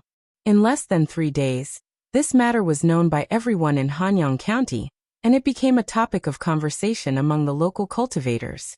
It's just a disciple. What's there to be proud of? The sect master of the Spirit Seal sect can't wait to let the whole world know. It's easy for you to say, "This is a pure young body." If I had a disciple with a pure young body, I would be even more proud than the sect master of the Spirit Seal sect. The banquet would take at least half a month. Some people are born to cultivate. How enviable. The Spirit Seal sect is also lucky. The sect has a bright future. This kind of person will soon be recruited into the ancestral court of Fulu School. The status of the Spirit Seal sect will probably rise in the future. While the entire cultivation world of Hanyang County was discussing this matter, Li Mu waited silently in a room within the Spirit Seal sect. Yi had said that the closer one was to the south, the stronger the demonic path's influence would be and the more spies they would have. For thousands of years, the demonic path had never stopped searching for geniuses with special constitutions. After all, the memories of those demonic path powerhouses could be inherited. But one's cultivation talent depended on the host that inherited the memories. Even the cleverest housewife could not cook without rice. If he randomly found a person to accept the memories, even if he had the experience of these old monsters later on, if he did not have a high cultivation talent, and was limited by his physical condition, his achievements would still not be too high. Therefore, the demonic path had extremely high requirements for the host that carried the memories of powerhouses. They would find many geniuses and gather them on the Ghost Island, providing them with unlimited cultivation resources. Only the most outstanding among them had the qualifications to carry the memories of powerhouses. A pure yang body was a special physique. Once they received news about it, the Devil Dao people would never let it go. Every time they found a special physique, they would receive generous rewards. Li Mu had already asked the head of the Spirit Seal sect to spread the news for several days. Hanyang County was filled with spies of the demonic path. This news would definitely reach the ears of the demonic path powerhouses. It was late at night. Li Mu sat cross-legged on the bed and silently closed his eyes to cultivate. After midnight, the candlelight in the room suddenly swayed. Streaks of black gas rushed in through the crack in the door. Finally, a black shadow with the outline of a human figure condensed in the room. 2 balls of red light flickered where the black shadow's eyes should be. After studying Li Mu for a while, they turned into black gas again and wrapped around Li Mu. Then they disappeared into thin air from the room. Outside the Spirit Seal sect, a young man was wrapped in black fog and was moving quickly in the night. He had already woken up from his cultivation and was extremely panicked. "Who are you? What do you want?" A gloomy voice came from the black fog. "Don't worry, I won't hurt you. I'm just taking you to a place." He injected a streak of black gas into the young man's body and the young man fainted. He took the young man all the way to the south and soon flew to the seaside. Then the black fog turned into a man in a black robe. He held the unconscious young man in one hand and took out a token from his waist with the other. His entire body turned into a stream of light and sped into the depths of the South Sea. What he did not know was that ever since he left the Spirit Seal sect, an old man had been following him and watching him silently. It was not until the sky was bright, and the disciples of the Spirit Seal sect were preparing for the morning class that they realized that the new genius disciple of the sect master had not appeared. Everyone searched the entire sect, but could not find any trace of him. Not long after, the cultivation world of Hanyang County received the news that the genius with the pure young body of the Spirit Seal sect had gone missing. For a time, the cultivation world had different opinions about this. How could a living person go missing? Could it be that some powerhouse took him away? Who wouldn't want to take such a genius as a disciple? I don't know how the sect master of the Spirit Seal sect is feeling now. If he did not make such a big fuss and kept a low profile, perhaps his precious disciple would not have gone missing. The sect master of the Spirit Seal sect became a joke in the cultivation world of Hanyang County. The disappearance of the pure young body also became an unsolved mystery for the cultivators of Hanyang County for a long time. At the same time, in the depths of the South Sea, in an unknown sea, dark clouds covered the surface of the ocean, and strong winds stirred up waves that were hundreds of feet high. Thunderbolts could be seen exploding between the dark clouds and the surface of the ocean. Not only were human merchant ships unable to approach this place, even cultivators with profound cultivation base would have to take a detour if they saw this place. Even in such a dangerous place, there was still a black shadow walking leisurely in it. He carried a young man and shuttled through the thunderbolts and storms. Soon he arrived at an island shrouded in black fog. After passing through the black fog, what came into view was an island full of vitality. In the center of the island, there was a tall tower. Countless palace-like buildings were scattered around the tower. Fifth Elder. Greetings, Fifth Elder. There were figures flying around the island. When they saw the black-clothed man, they all stopped and bowed. The black-clothed man flew to the front of a palace. Another person walked out of the palace. That person looked at the young man in the black-clothed man's hand and smiled. Fifth Elder, what did you find this time? The black-clothed man said. I was lucky this time. I found a pure young body. That person also looked happy. he said. A pure young body. I haven't seen one in a long time. Congratulations, fifth elder. However, before that, I still have to check if he has a pure young body. The black-clothed man nodded and said, Of course. The man walked into the palace and came out not long after. He was holding a spirit jade in his hand. There were a few runes carved on the spirit jade. The young man was still unconscious. The man in black placed the spirit jade in his hand and controlled his fist to hold the spirit jade. In the next moment, the spiritual energy in the spiritual jade suddenly rushed into the young man's body. In a few breaths, the spiritual jade in his hand turned into a pile of powder. That person smiled and said, Thank you, fifth elder. He really does have a pure young body. You can leave him to me. I will report this to the third ancestor. Not long after, the black-clothed man left the palace. The middle-aged man wearing a black robe with a lotus pattern on his chest sent a stream of spiritual energy into the young man's body. The young man's eyelashes trembled, and then he slowly woke up. Then, an extremely frightened expression appeared on his face.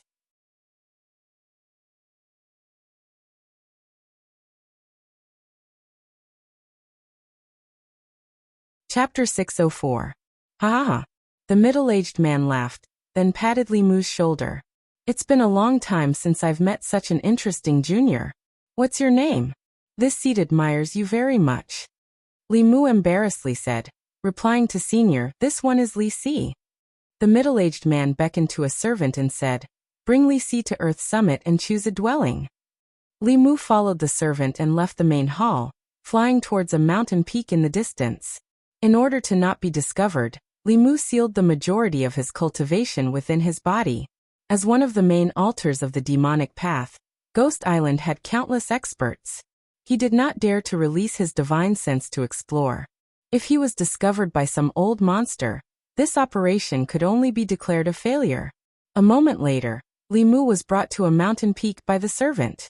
This mountain was rich in spiritual qi.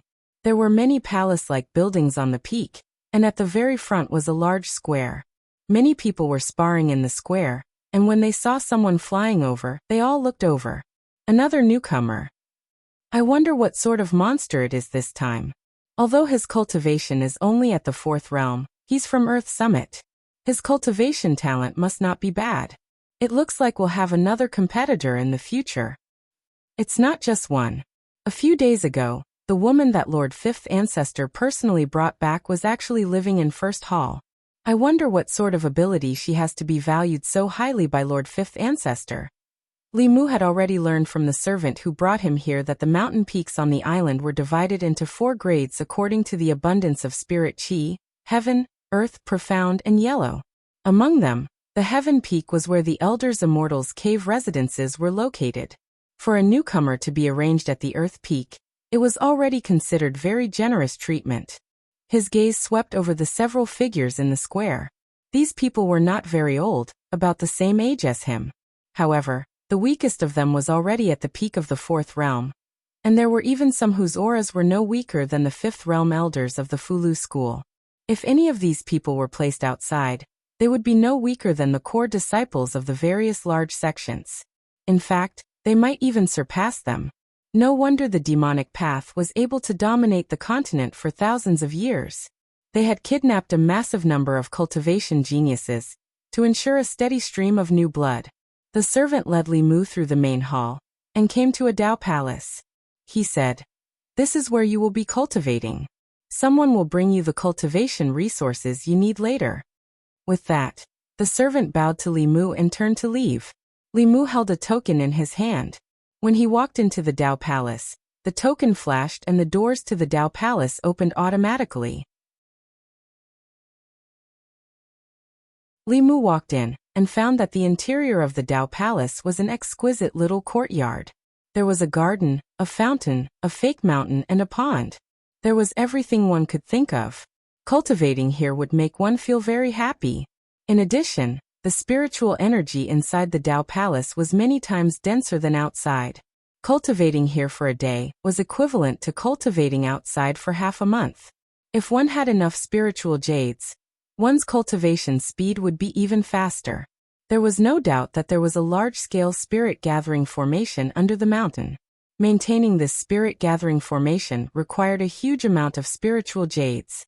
In order to quickly raise the cultivation of these geniuses, the demonic path had spent a lot of money.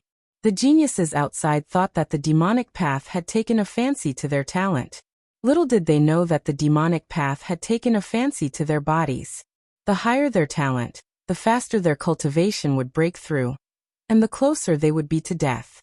Li Mu sat cross-legged on a prayer mat in the courtyard, calculating the next step of his plan.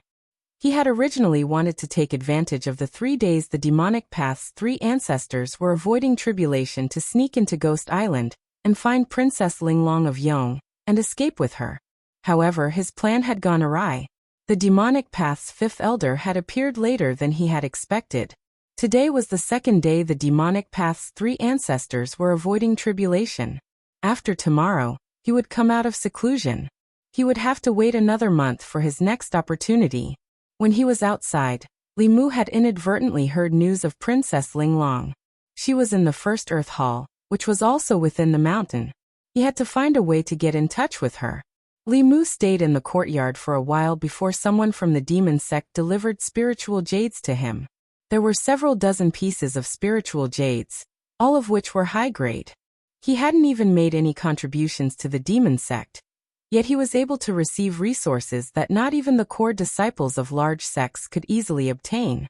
It seemed that the demon sect was simply raising these geniuses like pigs. They didn't need to do anything other than cultivate. When the time was right, they would be greeted with a blade.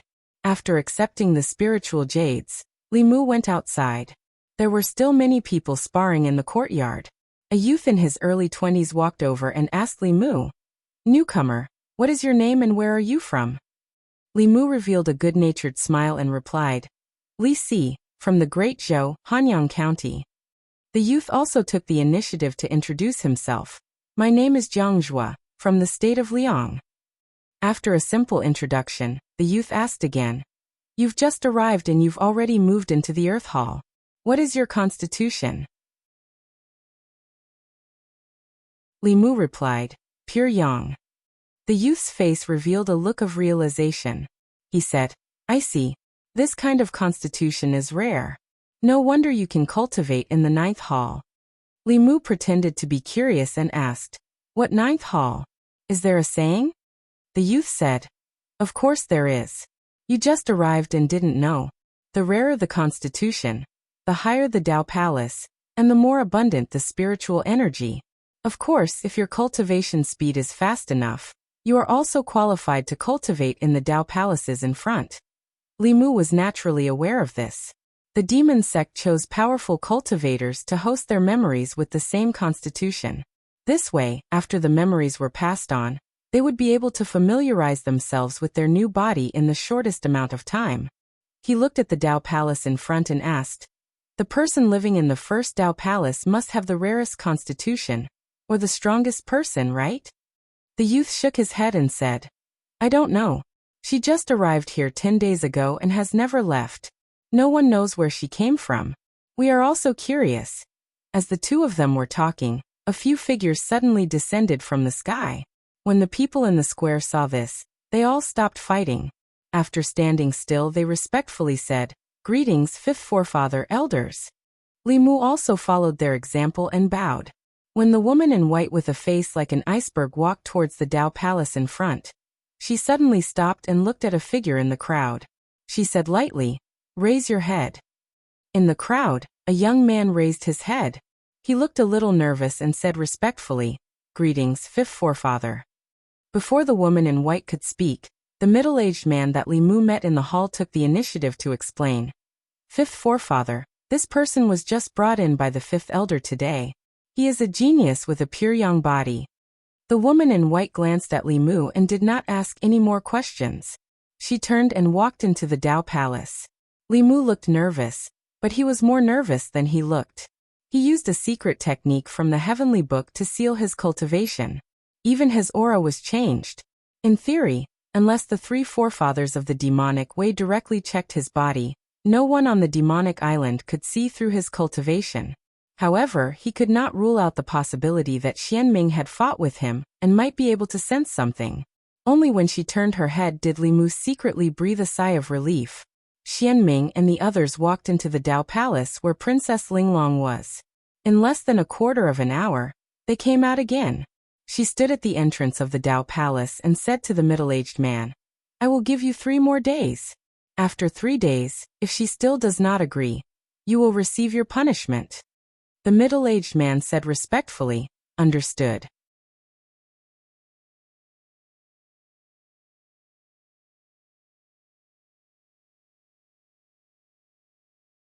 Chapter 605. After walking a few steps, Li Mu walked back and asked the middle-aged man, "Elder, what is the background of the woman inside? Only by knowing yourself and your enemy can you win 100 battles. Junior needs to understand her identity." The middle-aged man nodded and said, "She is the princess of Yong. She has a special constitution that is of great use to the sage sect." A moment later, under the gaze of the elder, Li Mu strode into the palace at the very front with his head held high. The doors to the palace were tightly shut. Li Mu glanced back. The elder waved his sleeve, and the doors slowly opened. Li Mu walked into the palace and looked back again. The elder hesitated for a moment, then waved his sleeve again, and the heavy stone doors slowly closed. He patiently waited in the plaza. Regardless of whether Li Si planned to persuade her or sleep with her, as long as he could make her agree to work for the sage sect, he did not care about the process. After the stone doors closed, Li Mu gazed ahead. This was a courtyard that was even more spacious than the place where he cultivated. The decorations and furnishings within the courtyard were more abundant and exquisite. There was a pavilion in the middle of the courtyard, with a carved stone table and a stone bench. A woman sat on the bench, her back facing Li Mu. As Li Mu approached her, he slowly said, "Miss, you are under someone else's roof. Why bother?" The woman did not even glance at Li Mu, coldly replying, "I will not wallow in the mire with the devil sect. You don't need to waste your breath. Get out. This place does not welcome anyone." Li Mu coldly snorted and said, "Do you think you are still the princess of Yong? Let me tell you, this is the sage sect's territory. If you are unwilling to submit to the sage sect, you will suffer in the future. Do you know what it feels like to have your soul burned?" As he spoke, Li Mu had already walked into the pavilion and placed a hand on the woman's shoulder. The woman's body trembled, and her magic leaked out. She angrily said, "What are you doing? Don't touch me." However, in the next moment, her expression froze as a voice rang out in her mind. "Listen, I'm an official of the Great Zhou. This time, I'm here on the orders of the Empress of the Great Zhou to rescue you from Ghost Island. From now on, pretend that you don't know my identity. Don't reveal any flaws. I'll come find you again." As these words rang in her mind, Princess Linglong's beautiful eyes widened. Soon after, her face regained its coldness and said without fear, "Cut the crap. If you want to kill me, then kill me. If you want to torture me, then torture me." Li Mu revealed a gratified look. This Princess Linglong indeed had an exquisite heart. Although there were still some flaws in her acting, there were only the two of them here, and no one else could see it. That demonic path elder was definitely paying attention to this place. Now was not the right time to explain everything to her. Li Mu took his hand off her shoulder and said, "I'll give you 1 more day to think about it. After 1 day, if you still don't submit to the holy sect, I'll let you have a taste of my means." With that, he strode out of the palace. In the plaza, the 9th elder asked him, "How is it?" Li Mu shook his head and said, "Dripping water can wear a stone. It's not the work of a day. Elder, don't worry. Within 3 days, I'll definitely convince her to change her mind and have her wholeheartedly swear loyalty to the holy sect." As this matter concerned him, the 9th elder was not at ease. He continued to ask, "How do you plan on convincing her?" Li Mu replied, "First I'll use the hard approach, then I'll use the soft approach." The 9th elder pursued, "How do you plan on using the hard approach first, then the soft approach?" Li Mu thought for a moment, then said, "Since she's not afraid of death, then we'll use her family to threaten her. Tell her that if she doesn't agree, we'll exterminate her Yong imperial family." The ninth elder revealed a disappointed expression. If this kind of threat was effective against her, would it even be your turn? Li Mu thought for a moment, then said, then I'll use the soft approach. I can use my male charms to seduce her. Once she falls in love with me, she'll be at my mercy. Naturally, she'll pledge allegiance to the holy sect with a single word from me. The ninth elder glanced at him and rudely said, who do you think you are to make a princess fall in love with you in 3 days? Li Mu proudly said, I have confidence in myself. If I use my full strength, I can easily capture the Empress of the Great Zhou, the Queen of 10,000 Demons, or even the Ghost Lord of the Ghost Realm, let alone a trifling princess of Yong. The ninth elder took a deep breath and said, I hope you have the ability. I'll wait for your good news. The ninth elder was at his wits' end when it came to the Yong princess. The third ancestor had said that he couldn't use torture on her, or else he would destroy her 7 orifices exquisite heart. However, if he didn't use torture, he didn't have any good ideas. At this moment, he could only try everything he could and place his hopes on the person in front of him. Although he was full of arrogant words, it couldn't be denied that he was handsome. Perhaps he really did have a glimmer of hope. As for his talk of capturing the Empress of the Great Zhou, the Queen of 10,000 Demons, and the Ghost Lord, the ninth elder only treated it as a joke. Who did he think he was? The continent's #1 Xiao by face, the Great Zhou's powerful minister, Li Mu? The ninth elder gave Li Mu 3 days to convince Princess Linglong. He also gave Li Mu a command medallion that could open the stone door to the Dao Palace she resided in.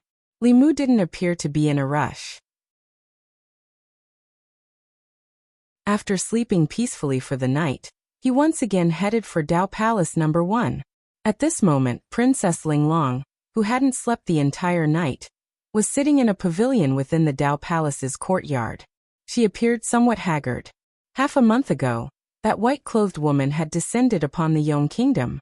Her father, grandfather, and great-grandfather had all been defeated by her. Yong's heavenly tomes had been stolen, and she had been captured and brought here. She had been surrounded by demonic cultivators. She had tried to escape several times, but every time, she had been captured before she could leave this mountain peak. It was absolutely impossible for her to pledge allegiance to the demonic cultivators and decipher the heavenly tomes for them. After running out of hope, she thought of committing suicide.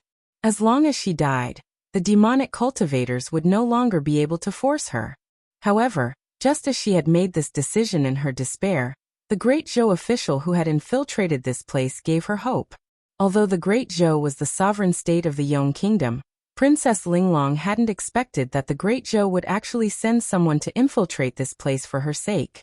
After being here for half a month, she already knew that there were countless experts here. Not only was there that terrifying white-clothed woman, there were also 8th-level experts. Even if the Empress of the Great Zhou came here, she probably wouldn't be able to rescue her. Compared to having another person die in vain, she would much rather have that Great Zhou official never come here. Rumble. The stone doors of the Dao Palace slowly opened, and then slowly closed. The young man who had been here yesterday once again appeared before her eyes. As Li Mu walked towards Princess Linglong, he asked, "A day has already passed. What's wrong? Have you thought it through?" Princess Linglong's voice was still cold. "Even if I die, I won't do anything for the demonic cultivators." Li Mu walked in front of her and shook his head. "You're such a beautiful young lady. It would be a pity if you died. Think about it again." As he spoke, he extended his hand towards Princess Linglong. Princess Linglong immediately understood and extended her small hand to hold Li Mu's hand. This way, the two of them could directly transmit their voices through their bodies and not be heard by anyone else. Princess Linglong transmitted her voice with some uncertainty. "Sir, are you really an official of the Great Zhou?" Li Mu replied.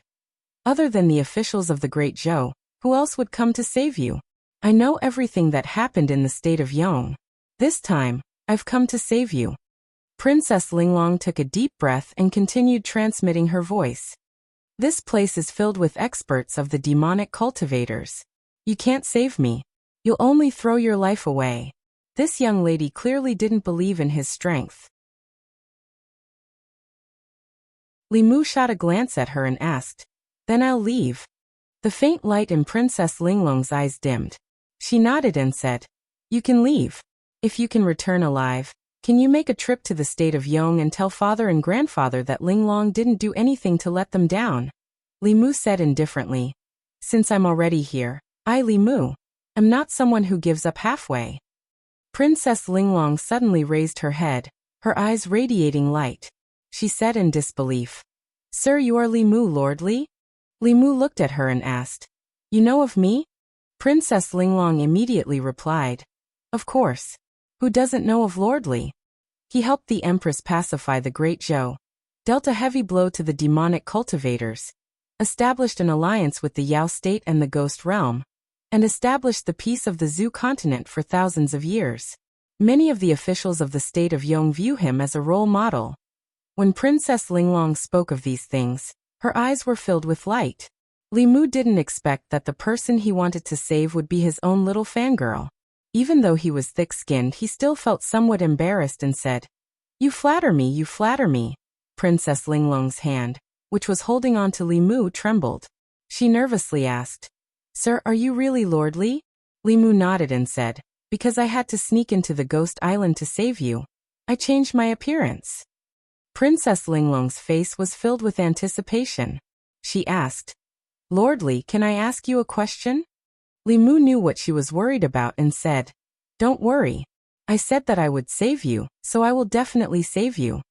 Princess Linglong shook her head and said, "I want to ask you, are you and Her Majesty really lovers?"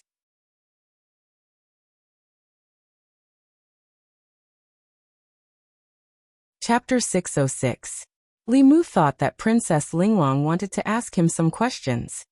He did not expect that she was not only his fan, but also his and the Empress's CP fan. Looking at her expectant eyes, Li Mu nodded and said, "Yes. That's great, I knew it." Princess Linglong's eyes lit up, and then she asked, "Then the rumors say that you and the Queen of Demons." Li Mu coughed and said, "That's not a rumor. So you're really the Empress of the Demon Kingdom?" This, Princess Linglong seemed to have confirmed it, and continued to ask, "Then the Lord of the Ghost Realm must be your lover, right?" This was something that even Phantom Princess did not know. Li Mu was shocked. "You know this too?" Princess Linglong said embarrassedly, "It's just my guess. The Great Zhou has never formed an alliance with the Ghost Realm before. This is the first time in history. I think that other than you, no one else has this ability.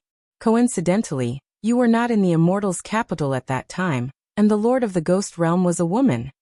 Hearing Princess Linglong's reasoning, Li Mu was speechless. Finally, he could not help but ask, "Even if the Lord of the Ghost Realm is a woman, does that mean that she must be my lover?" Princess Linglong stuck out her tongue and said, "Didn't I guess it right?" Li Mu had to admit that the heart of 7 orifices was indeed the heart of 7 orifices. Her guess was really accurate. This gossip fan of the Yong Kingdom knew him better than he knew himself. Li Mu waved his hand and said, "All right, the most important thing now is to get you out of here." Princess Linglong calmed down and asked worriedly, "This place is so heavily guarded, and there are experts like the woman in white. How are we going to leave this place?"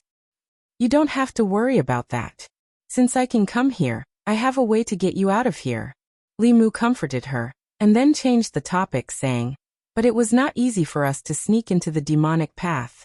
If we just leave like this, it would be a pity. Do you want to do something big with me?" Princess Linglong raised her head to look at him and asked, "How?"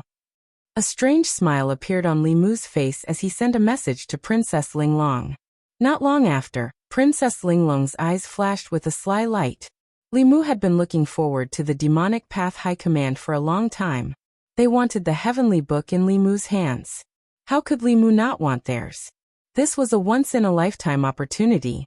The demonic Tao had collected the Heavenly Book for 10,000 years, and they would definitely not show it to anyone easily, unless this person could help them decipher it. And if they wanted Princess Linglong to decipher the Heavenly Book for them, they would first have to hand it over to her. Handing it over to her was equivalent to handing it over to Li Mu. As long as the Heavenly Book was in Li Mu's hands, it would be impossible for the demon sect to take it back. Li Mu stayed for a while longer before returning to his residence. Not long after, the ninth elder of the demon sect came uninvited. As soon as he entered the courtyard, he asked directly, "How was it?" Li Mu's face revealed a look of confidence as he said, "Although she hasn't done so yet, I think by tomorrow at the latest, she will definitely give in." The ninth elder thought for a while and asked, "You slept with her?" "Not yet." Li Mu explained, "I only threatened her. If she didn't agree to work for the sage sect, I would sleep with her tomorrow. She would rather die than give in, saying that she would commit suicide if that happened. I said that even if she became a ghost, I could still sleep with her. I would even refine her body into a spiritual corpse so that I could sleep with two of her." She seemed to be a little scared. The ninth elder looked at Li Mu in shock. Even he did not expect that Li Si could be so cruel. After being humiliated in life, there would be no peace after death. Even if he was an elder of the demonic path, he felt that this was too cruel. He looked straight at Li Mu and said meaningfully, "You little brat, you really were born to be a member of the sage sect." Li Mu sighed in his heart. He had no other choice. Princess Linglong was such an unyielding woman. If he could persuade her with just a few words, the demon sect would definitely suspect that they were colluding. He could only try his best to pretend that he was a pervert to dispel their suspicions. For cultivators, the death of their physical body was not the end. Instead, it was the beginning of a great fear. Any cultivator could understand this fear. The next morning, the ninth elder came to Li Mu's courtyard again. His face was full of smiles as he said, "She has already agreed to work for the sage sect. You really are something." Li Mu said embarrassedly, "Thank you for the praise, ninth elder. You promised me." The ninth elder waved his sleeve and a bottle of pills flew over. Li Mu reached out and caught it. The ninth elder's face showed some pain as he said, "This bottle of pills was originally prepared by me to increase my mana. For you, I refined it again and diluted the medicinal power. Take one pill every day and use it carefully. If there are no accidents, you will be able to break through to the 5th level in a month." Li Mu pretended to be ecstatic and said, "Thank you, ninth elder." The ninth elder waved his hand and said, "Let's put the matter of the pills aside for now. Come with me." Li Mu asked, "Where to?" The ninth elder looked at him and smiled meaningfully. He said, "Princess Linglong has agreed to work for the sage sect. However, there is one condition. You must accompany her for a month." Li Mu heard this and his face changed. He immediately said, "Ninth elder, this can't be. This can't be. I said a lot of things to her yesterday. She will kill me." The ninth elder shook his head and said, "Don't worry. At most, you will suffer a little. You won't die." Li Mu shook his head again and again. His voice was trembling. "Ninth elder, you can't do this. I have contributed to the sage sect. I have contributed to the sage sect." The ninth elder said helplessly, "This is the order of the 5th elder. No one can go against it. You should come with me." After saying this, he put his hand on Li Mu's shoulder. The two of them disappeared and reappeared in the square outside. In the square, Princess Linglong was already standing there. She held a long whip in her hand and stared at Li Mu. Her eyes were burning with humiliation. The ninth elder looked at Li Mu with pity and said, "You may suffer a little. Bear with it, and it will be over. The sage sect will compensate you in the future." After saying that, he gently raised his hand and Li Mu flew towards Princess Linglong involuntarily. Whoosh! The long whip in Princess Linglong's hand was swung over without hesitation. A whip mark appeared on Li Mu's clothes. After that, she shook her hand slightly and the sky was filled with whip shadows. They all landed on Li Mu. On the Earth Peak, many of the demon sect's geniuses saw this scene and could not help but shiver. What's going on? Fighting is forbidden on the island. Why doesn't the ninth elder do anything? Where did this girl come from? How can she not follow the sect's rules? This girl is not to be trifled with. I must stay away from her in the future. Seeing that the new genius was being beaten up by this girl alone, none of the elders stepped forward. The rest of the people felt a chill in their hearts. They had already listed her as an existence not to be trifled with. Only a few elders knew the inside story. This kid looked handsome and elegant, but his thoughts were cruel and perverted. However, if he had not angered this girl, she would not have agreed to work for the sage sect so quickly. It had to be said that this pure young body was even more demonic than the demonic path. He was born to be a disciple of the sage sect. Not long after, the young man was lying on the ground like a pile of mud.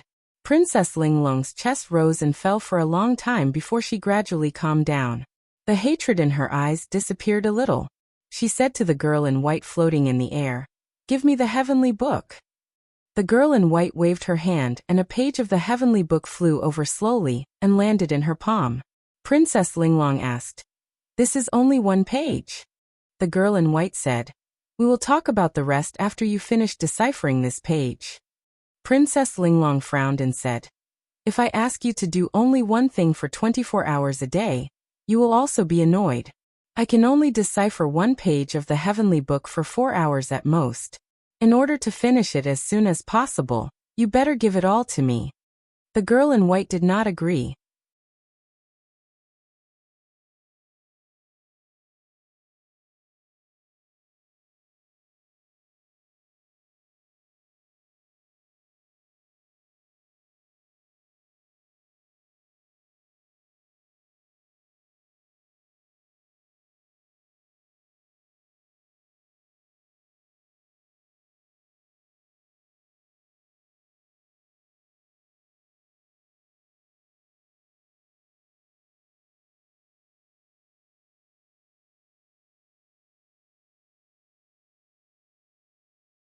"I'll leave this to you." Just after noon, Limu stood in the courtyard and saw endless black fog gushing out of the tower in the center of the ghost island, completely enveloping the tower. Having finished reading that page of the heavenly book, Limu knew very well that cultivators who obtained lifespan extension through the great sky-stealing array would face a heavenly tribulation every month. They had to conceal their aura and deceive everyone to survive the heavenly tribulation.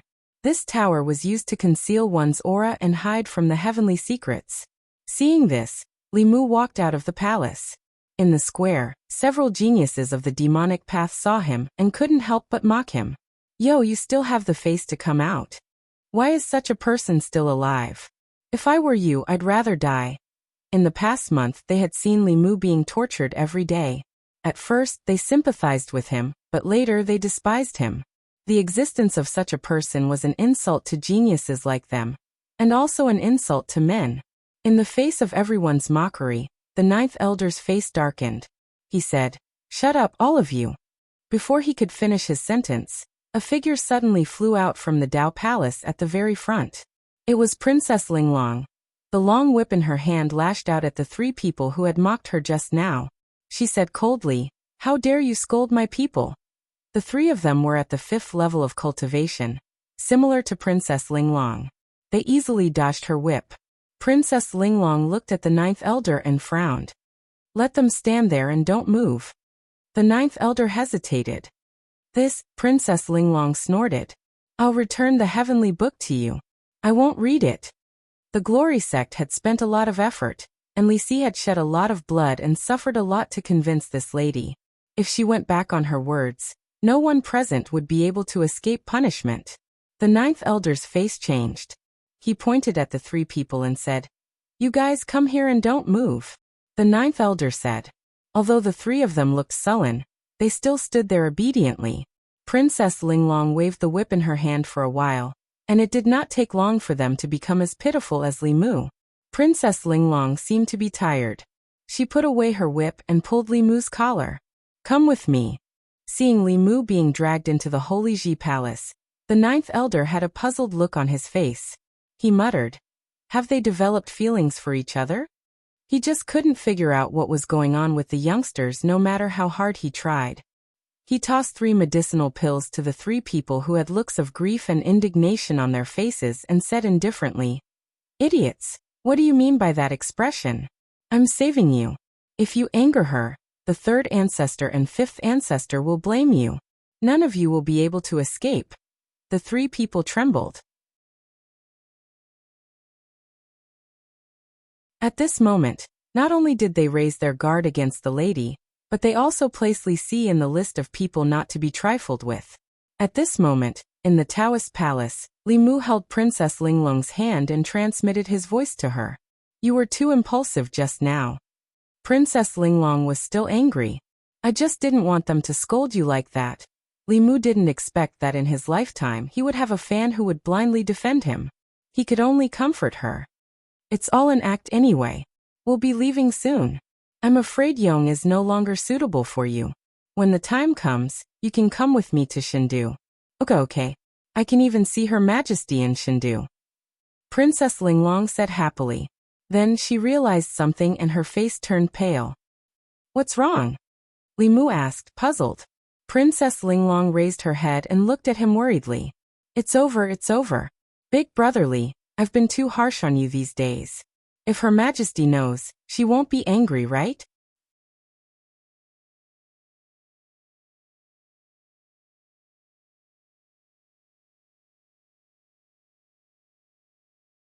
Even though Li Mu had taken the initiative, she could still catch up so quickly. Li Mu held Princess Linglong's hand and disappeared again. After 3 breaths, Xianming appeared at their previous location. Her face was cold as she continued to chase to the west. She said coldly, let's see how many times you can move.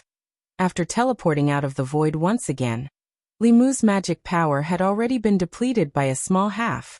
Although the shrinking ground was extremely fast, it also consumed a lot of spiritual power. Usually, he would recover his spiritual power as he hurried along.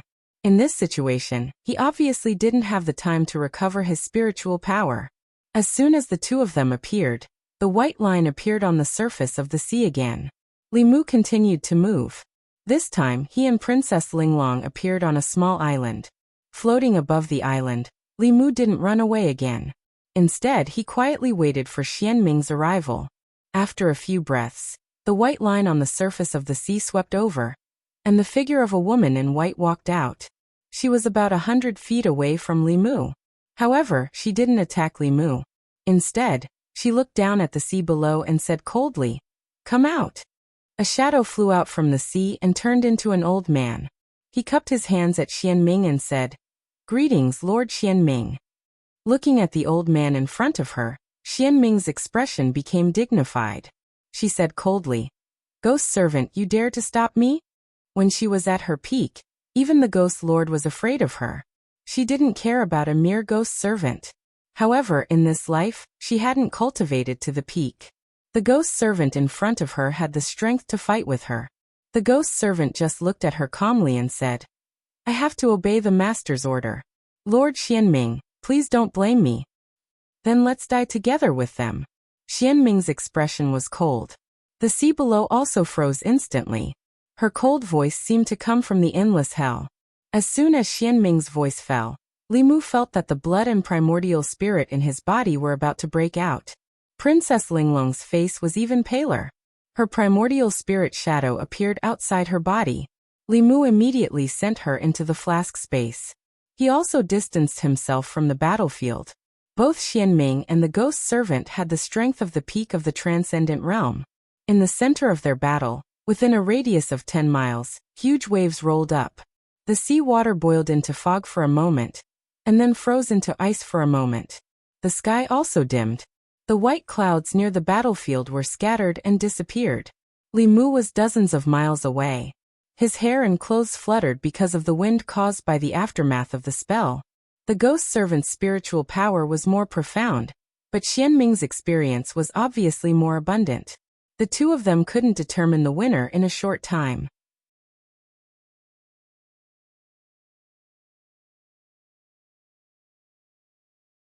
The commotion at the Earth peak was too great. In addition, the 5th ancestor had returned with an arm missing. This matter quickly caused a huge uproar on Ghost Island. Li Si is a spy. He is that Li Mu from the Great Zhou? He snatched away Princess Linglong and the Heavenly Book. Countless demonic path powerhouses were shocked speechless by this news. No one doubted Li Si because he was brought back by their own people. It was even more impossible for them to think that he was Li Mu. Who was Li Mu? The future headmaster of the Fulu school, the official of the Empress of the Great Zhou, the only demon empress of the Queen of the Thousand Demons, the man behind the Ghost Lord of the Ghost Realm. He single-handedly influenced the situation of the mainland and was the #1 enemy of the sage sect. He was the man with the most power and the most prominent status on the mainland. Who was Li Si? A good-for-nothing who was ravaged by women every day. Who would have thought that they were the same person? The fifth elder is in trouble this time. He was the one who brought Li Mu back. He can't escape responsibility.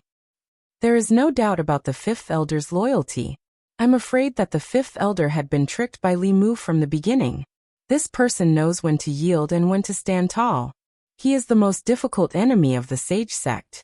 If he escapes this time, there will be endless trouble in the future. In the midst of the crowd's discussion, the fifth elder's face was ghastly pale, and he gradually collapsed to the ground. Ninth elder's face was lifeless as he clenched the medicinal pill he had concocted for Li Si. With a bang, he crushed the jade bottle.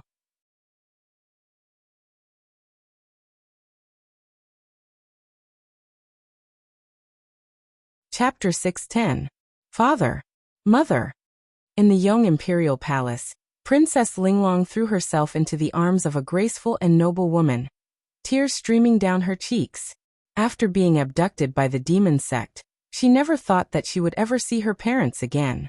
The woman's eyes were also brimming with tears. Holding her daughter's face, she asked with concern, "My poor daughter, you must have suffered a lot." Princess Linglong gazed at Li Mu. She hadn't suffered at all. The one who had truly endured humiliation and suffering was Li Mu. Wiping her tears, she looked at the woman and said, "Mother, don't worry. With Big Brother Li here, they didn't do anything to me." The young emperor and empress respectfully bowed to Li Mu, gratefully saying, "Many thanks, Lord Li. If it weren't for Lord Li, my daughter would likely have met with misfortune." Li Mu waved his hand and said, "You're welcome. This is what the Great Zhou should do." The Yong Empire paid so much protection money to the Great Zhou every year.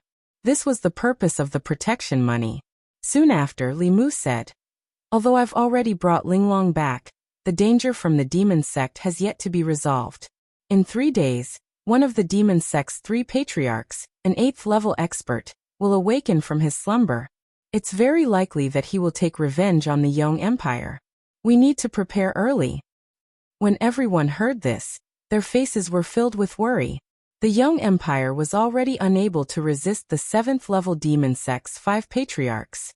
If an 8th-level demon sect's 5 patriarchs came, the Yong Empire would be in danger of annihilation. Seeing their worry, Li Mu said, "Don't worry. I've already made arrangements. Even if the demon sect's 3 patriarchs really descend upon the Yong Empire, there is no need to fear them." Who was Li Mu? He was the continent's legend. He had pacified the Great Zhou, allied with the Yao nation, and allied with the Ghost Realm. Everything he had done was worthy of being recorded in the annals of history. Not long ago, he had charged into the demon sect's lair alone and rescued Linglong from the hands of the world's top experts. The people of the Yong Empire had long since regarded him as their backbone. The Yong Emperor solemnly said, "If Lord Li has any instructions, the Yong Empire will definitely do them." Li Mu nodded and said, "I need some high-grade spiritual jades and some top-grade materials for setting up arrays." The Yong Emperor immediately replied, "We will have someone make the arrangements." Li Mu had only felt the tip of the iceberg from Tianjizi. That mountain-like pressure was still fresh in his memory. There was an insurmountable gap between the 7th realm and the 8th realm. Even if several 7th realm cultivators joined forces, they were still no match for an 8th realm cultivator. However, if several of them were not enough, what about 10 of them?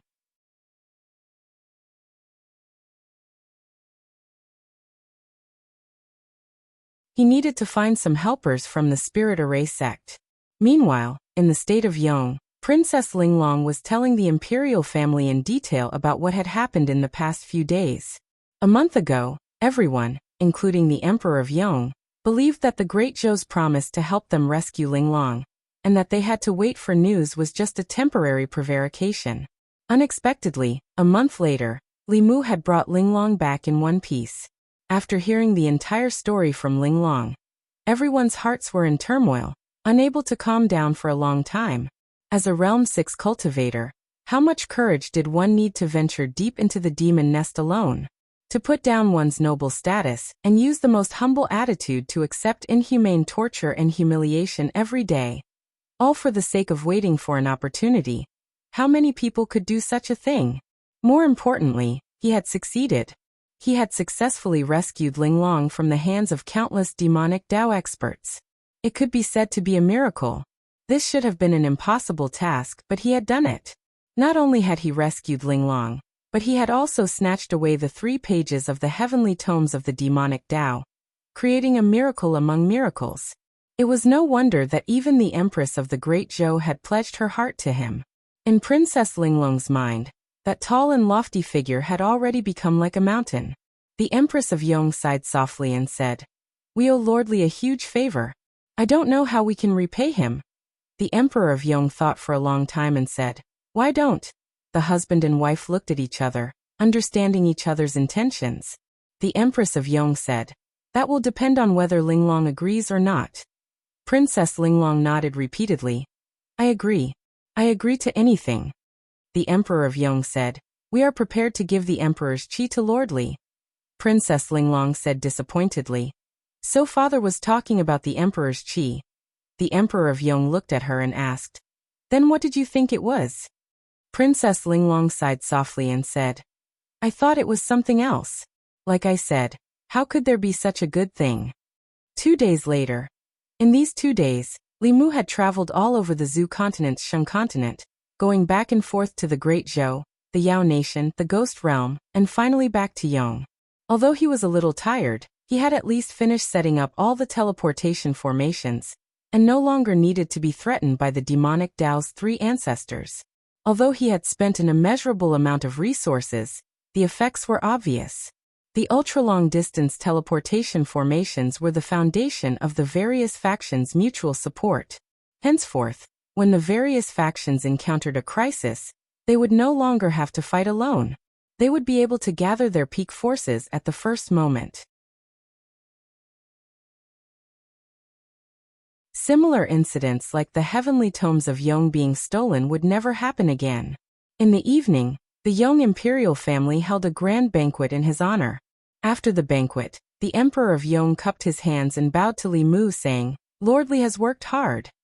Li Mu waved his hand and said, "As long as all parties can work together to resist the demonic Dao in the future, a bit of hard work is nothing." The Emperor of Yong continued, "Lordly has done a great favor for Yong. We have discussed it with our fellow clansmen, and wish to give Lordly a gift. Please accept it." Li Mu waved his hand again and said, "Yong has paid tribute to Great Zhou, and Great Zhou has protected you. This official does not need any gifts." The Emperor of Yong persisted. "If it weren't for Lordly, Yong would have faced destruction.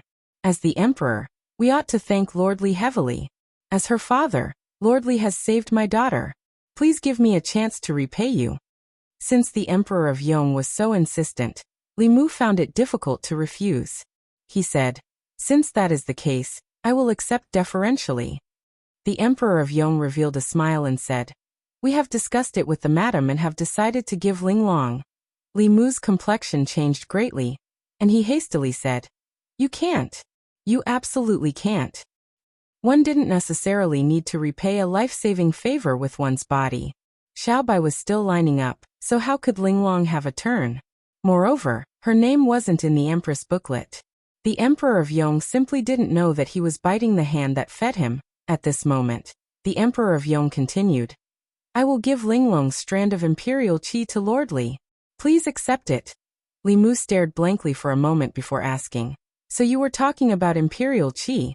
The Emperor of Yong nodded and said, "Half a year ago, Yong's ancestral shrine condensed another strand of imperial qi. Originally, it was to wait for Linglong to advance to the 6th level before allowing her to refine it. What did Lordly think it was?" Li Mu coughed softly, his complexion returning to normal. He changed the topic and said, No. This gift is too valuable. I cannot accept it." However, the young emperor persisted. "We have provoked such a powerful enemy.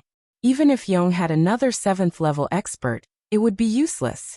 Linglong has already agreed to this matter. Lordly, please don't refuse." The Great Zhou hadn't condensed a single strand of imperial qi for 50 years. The two factions had argued for several years over who should possess the imperial qi. This gift could no longer be described as valuable. Li Mu continued to refuse. No, I truly cannot accept this gift. The young emperor thought for a moment before asking. Does Lord Li mean that you want us to betroth Linglong to you? Li Mu flatly said. How is that possible? Am I that kind of person? Hearing this, the young emperor fell into deep thought.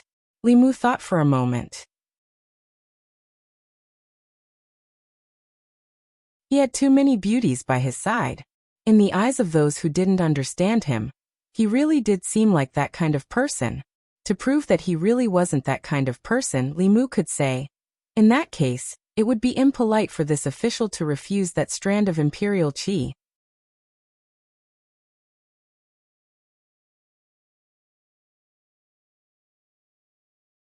Chapter 611. In the Yong Ancestral Shrine, a golden dragon made of telekinesis coiled around a huge stone pillar.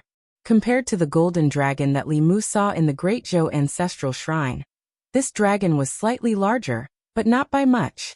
It probably wouldn't be long before the Great Zhou's imperial aura matured.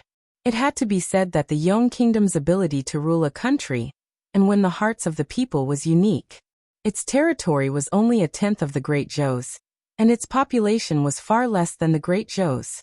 However, the speed at which it condensed imperial aura far surpassed the Great Zhou's. Li Mu couldn't help but be curious about the strategy recorded in the Yong Kingdom's Heavenly Tome. Unfortunately, the Heavenly Tome was still in the hands of the demon sect. Knowing that Linglong had already comprehended the Heavenly Tome, Xianming didn't give it to her. Therefore, it was a 1-for-3 exchange. The demon sect had stolen 1 page of the Heavenly Tome from Yong, while Li Mu had stolen 3 pages from the demon sect. No matter how one looked at it, Li Mu didn't lose out. This time, the demon sect had been bullied by Li Mu. If they had 10 pages of the Heavenly Tome, they could only obtain 1 page every 1,000 years. Li Mu had wasted 3,000 years of effort in a single month. When the 3 ancestors woke up from their tribulations and learned of this news, who knew how they would feel?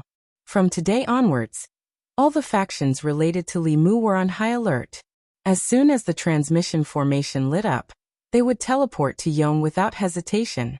Li Mu waited in the palace that the Yong imperial clan had arranged for him. Princess Linglong walked in from outside and said, Big brother Li, aren't you bored staying here? Why don't I take you to the palace? After all, this was his first time facing the might of an 8th realm expert. In order to wait for the arrival of the demon sect's 3 ancestors, Li Mu's nerves had been stretched taut. Hearing this, he didn't refuse and strolled around the Yong imperial palace with Princess Linglong. The two strolled around the imperial gardens before arriving at the front hall of the imperial palace. Coincidentally, it was noon at the moment. The officials of the various yamen left the yamen and headed to the food and beverage department for lunch. When they saw the two of them, they all stopped in their tracks and bowed. Greetings, Princess Linglong. Princess Linglong smiled and said, Thank you all for your hard work, please go and have your meal. The officials cupped their hands and took their leave. One of them walked a few steps and looked back at Li Mu. After a moment of confusion, he suddenly exclaimed, Could this be Lord Li Mu? As soon as he said this, all the officials turned their heads and immediately caused a commotion. What? Lord Li, where is Lord Li? I've heard that Lord Li rescued the princess from the demon sect and is currently in our Yong. Could this person be? Facing the excited Yong officials, Li Mu cupped his fists and said, Nice to meet you, nice to meet you.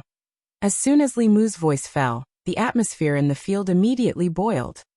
I've long heard of Lord Li's great name. Today, I finally have the fortune to meet you. Lord Li, can you tell us in detail how you allied with the Demon Kingdom and the Ghost Realm? For thousands of years, only you have accomplished such a magnificent feat for the human race.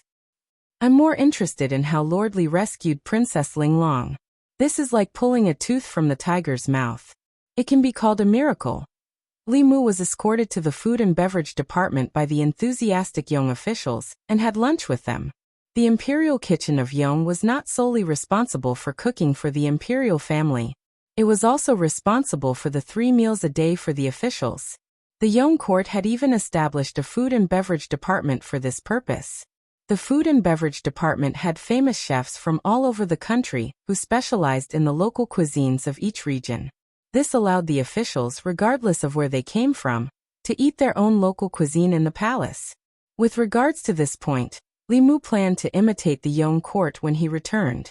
Only by treating the officials well could he increase their efficiency and enthusiasm in their work. Moreover, hiring a few chefs did not require a lot of investment, but it could bring unexpected benefits. Lord Li, I've heard that the Empress of the Great Zhou, the Queen of the Myriad Demons, and the Ghost Lord of the Ghost Realm are all your lovers. Lord Li is truly worthy of being our role model. Whenever Lord Li plans to attack Xuanzong, we will support you in seeking justice. Lord Li, tell us, how did you escape from the clutches of so many demonic Dao experts? Li Mu had never imagined that his largest fan club would be in the Yong court. Many officials in the Great Zhou feared him and avoided him like the plague.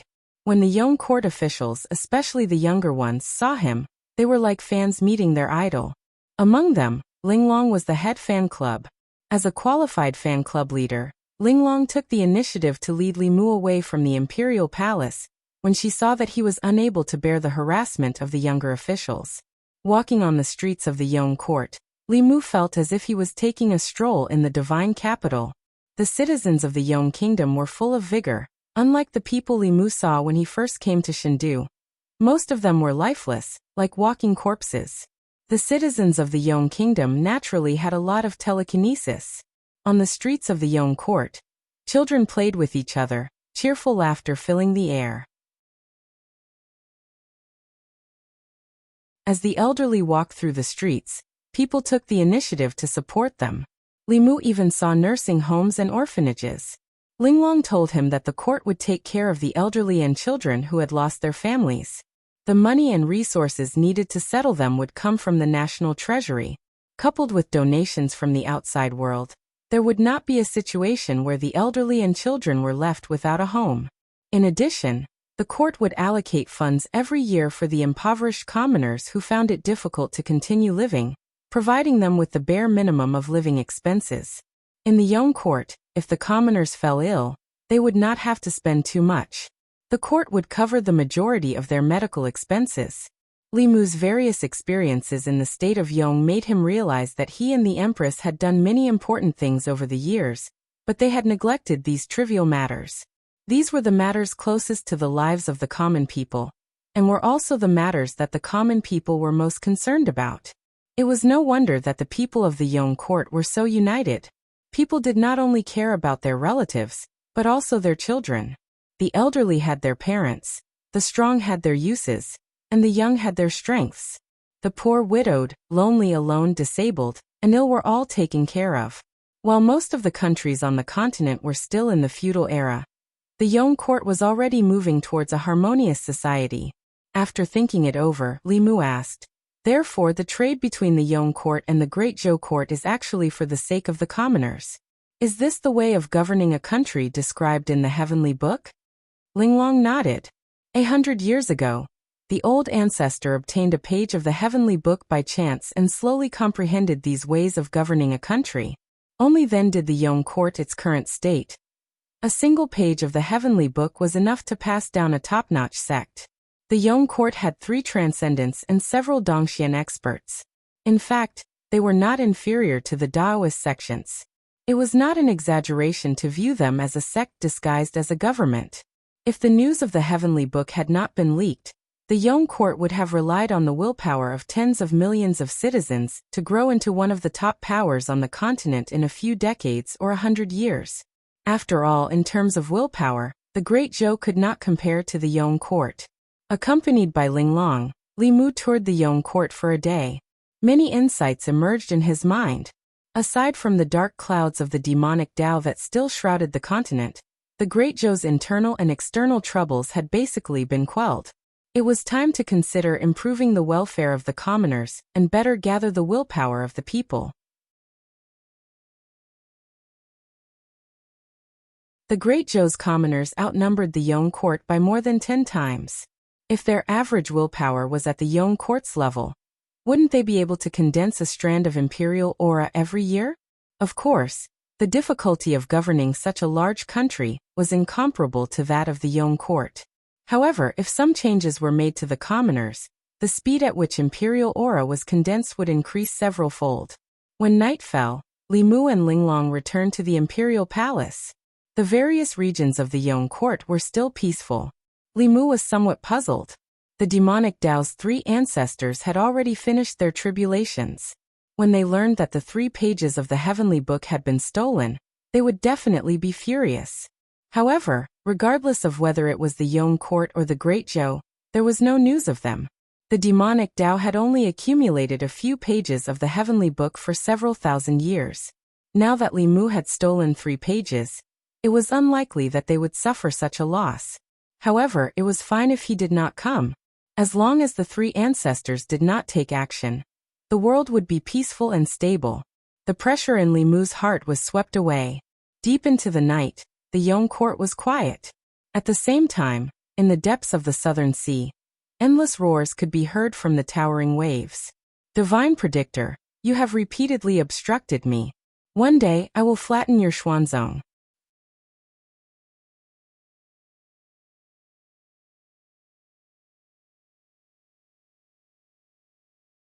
Chapter 6:12. Li Mu originally thought that after the demon sect's 3 ancestors woke up, they would immediately take revenge on him and Yong and snatch back the heavenly tomes. Unexpectedly, he had stayed in the Yong kingdom for half a month without seeing any signs of activity. Neither the demon sect's 3 ancestors nor Xianming had any intention of snatching back the heavenly tomes. Li Mu's numerous long-distance teleportation formations seemed to have been built in vain. At this moment, Li Mu suddenly recalled that Pei Yi had once said that the 3 ancestors could not easily set foot on the continent. Although Li Mu didn't know the reason behind this, since the Devil Sect didn't plan on attacking Yong, there was no need for Li Mu to remain here. The reason why he had stayed in Yong for so long was to learn how to govern Yong. The Great Zhou's internal problems had been resolved, and its external troubles had been quelled. What was needed now was peaceful development. In this aspect, he needed to learn from Yong. In the Yong Imperial Palace, Li Mu extended his hand to Linglong and said, "Let's go." This time, he wanted to bring Princess Linglong back to the divine capital. Firstly, her heart of 7 orifices was extremely attractive to the demonic Tao. If she remained in Yong, Yong would not be able to protect her. In addition, Linglong had taken the initiative to follow Li Mu to the divine capital. She felt deeply guilty for torturing Li Mu every day on the demonic island. Although it was an act, she had really done it. She had taken the initiative to follow Li Mu to atone for her sins. Li Mu had emphasized to her many times that it was only a temporary measure in times of danger. However, Princess Linglong seemed to have accepted this stubbornly. Since he was going to take her with him anyway, Li Mu let her be. Aside from protecting her, Li Mu actually had a small selfish motive. Although the heavenly tomes of Yong had been snatched away by the demonic Tao, Linglong was a walking heavenly tomes. If he brought her to the divine capital, and had her help the Great Zhou implement a series of reforms, wouldn't he and the Empress be liberated? As the group watched the two disappear, the Yong Emperor suddenly realized something and muttered, "Oh no, we fell into a trap." Great Zhou Shindu. According to past practice, whenever Lord Li Mu disappeared for a period of time, it meant that he was planning something big. The Great Zhou, the Yao Nation, and the Ghost Realm had formed an alliance during his absence.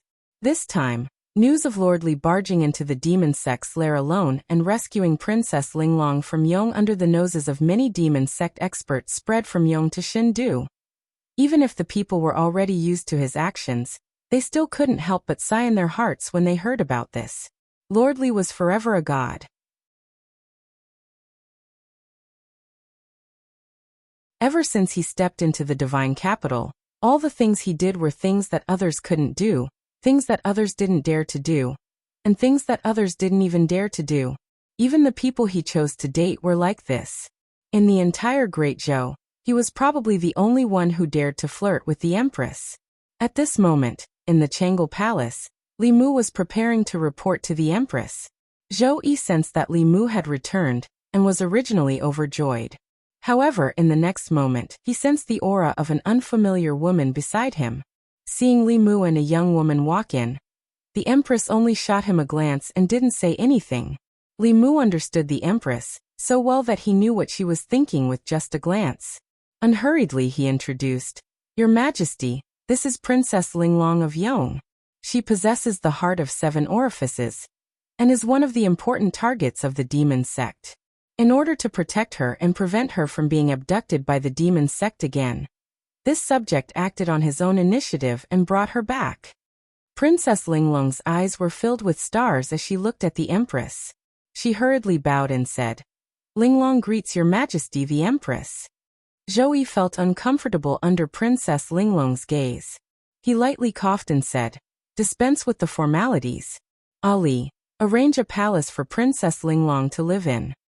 According to etiquette, the envoys or nobles of other countries should be placed in the Chamberlain of Dependencies. They had never been placed in the palace. Li Mu opened his mouth and said, "Your Majesty, isn't it a little inappropriate to have Linglong live in the palace?" Zhou Yi indifferently glanced at him and asked, "Then where do you think is appropriate for her to live? The Li residence?" Li Mu decisively shut his mouth. Ali and Mr. Mei went to tidy up the palace for Linglong. The Empress walked outside the Changel Palace and pretended to be admiring the scenery.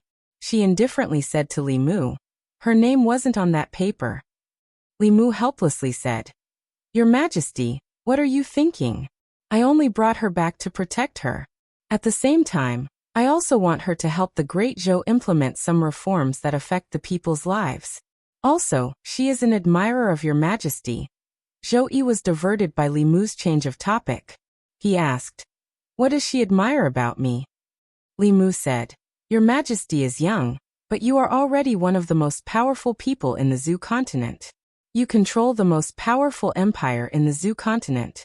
You are the idol of countless women, including Linglong. She has told me more than once about her admiration for Your Majesty." At the entrance of another palace, Princess Linglong looked at Li Mu and the Empress standing side by side not far away. She was full of joy and said, "Big Brother Li and Your Majesty are a perfect match."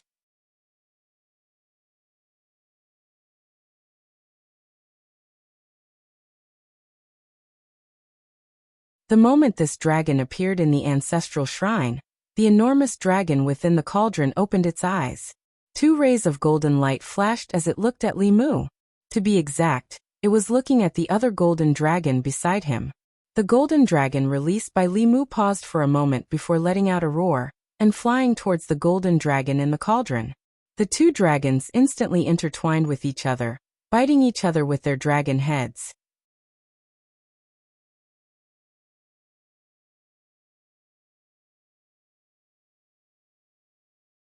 Chapter 6:13. Li Mu didn't expect that the 2 golden dragons would fight and devour each other as soon as they met. It was only then that he realized that the Emperor Qi was the spirit of telekinesis. They were formed from telekinesis. Whenever 2 spirits of Emperor Qi met, they would devour each other to strengthen themselves. This was an instinct of telekinesis spirits. Li Mu and the Empress wanted to stop them, but it was too late. The 2 bodies of Emperor Qi had already merged together, and there was no distinction between them. Only the heads were still biting and devouring each other. Later, they even plunged into the cauldron.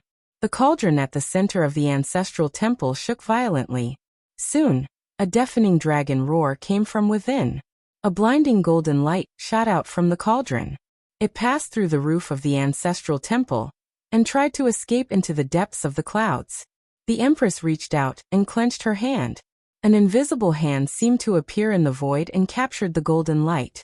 In the next moment, the telekinesis spirit in the ancestral temple showed its original form again. The golden light on its body was even more dazzling. Its body was also thicker than before. However, only one of the original 2 golden dragons was left. It was obvious that one of them had been devoured by the other. Li Mu and the Empress had already discussed who the Emperor Qi belonged to. The Empress had already refined a strand of Emperor Qi, so a new one was useless to her. Li Mu had his own telekinesis cultivation, so he didn't need the Emperor Qi to break through to the next level. The first strand of Emperor Qi in the ancestral temple was originally prepared for Lu Hanyan. A few years later, the second strand of Emperor Qi was left for Li Qing. After Linglong's father gave Li Mu a strand of Emperor's Qi, there was no need for them to split it evenly. Now that one strand of Emperor's Qi had been devoured, there was only one left. Who should he give it to? Moreover, after the two strands of Emperor Qi merged, a new telekinesis spirit was born. It was twice as strong as before. With their current cultivation, they couldn't bear the impact of such a huge telekinesis. The Empress saw this and said, "It seems that only you can refine this strand of Emperor Qi." Li Mu thought for a while and nodded. In the past, he did not consider refining it himself because he would reach the 7th realm sooner or later. He did not want to waste a strand of Emperor's Qi. The sooner the people around him reached the Transcendence realm, the sooner he could rest assured. However, his experiences during this period of time made Li Mu gradually realize that his cultivation was still not enough. Now that he was at the 6th realm, his previous enemies were no longer a threat to him. However, new enemies were constantly appearing.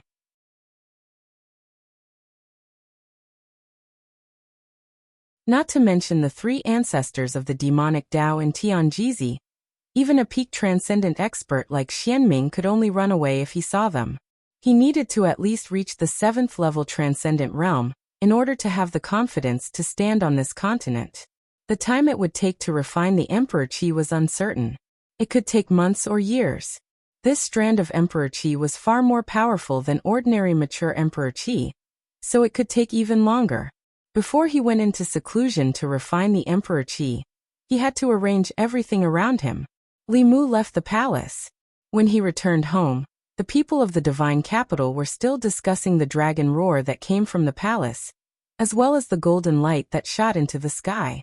In a certain mansion of the Xiao clan, several members of the Xiao clan reluctantly looked away from the palace. King Ping's expression was solemn as he said in a deep voice, "The Emperor Qi has formed." It had only been a few years since the last strand of Emperor Qi was formed. This was the fastest strand of Emperor Qi to form since the establishment of the Great Zhou. It should have been something to be happy about, but the Xiao clan could not bring themselves to be happy. This was because the Emperor Qi in the Xiao clan's ancestral temple no longer belonged to them.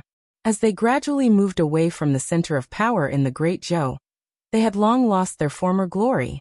At the same time, a few sighs came from the Zhou mansion. 3 days later, at Mount Baiyun, in the ancestral court of Fu Lu School, Xianjizi looked at Li Mu with some doubt and asked, "Junior brother, what's the matter that requires you to invite all the Grand Supreme Elders of our 5 sects to the sect?" Li Mu was about to go into seclusion to refine the Emperor Qi. He did not know how long it would take for him to come out of seclusion. Before he went into seclusion, there was still an important matter to take care of.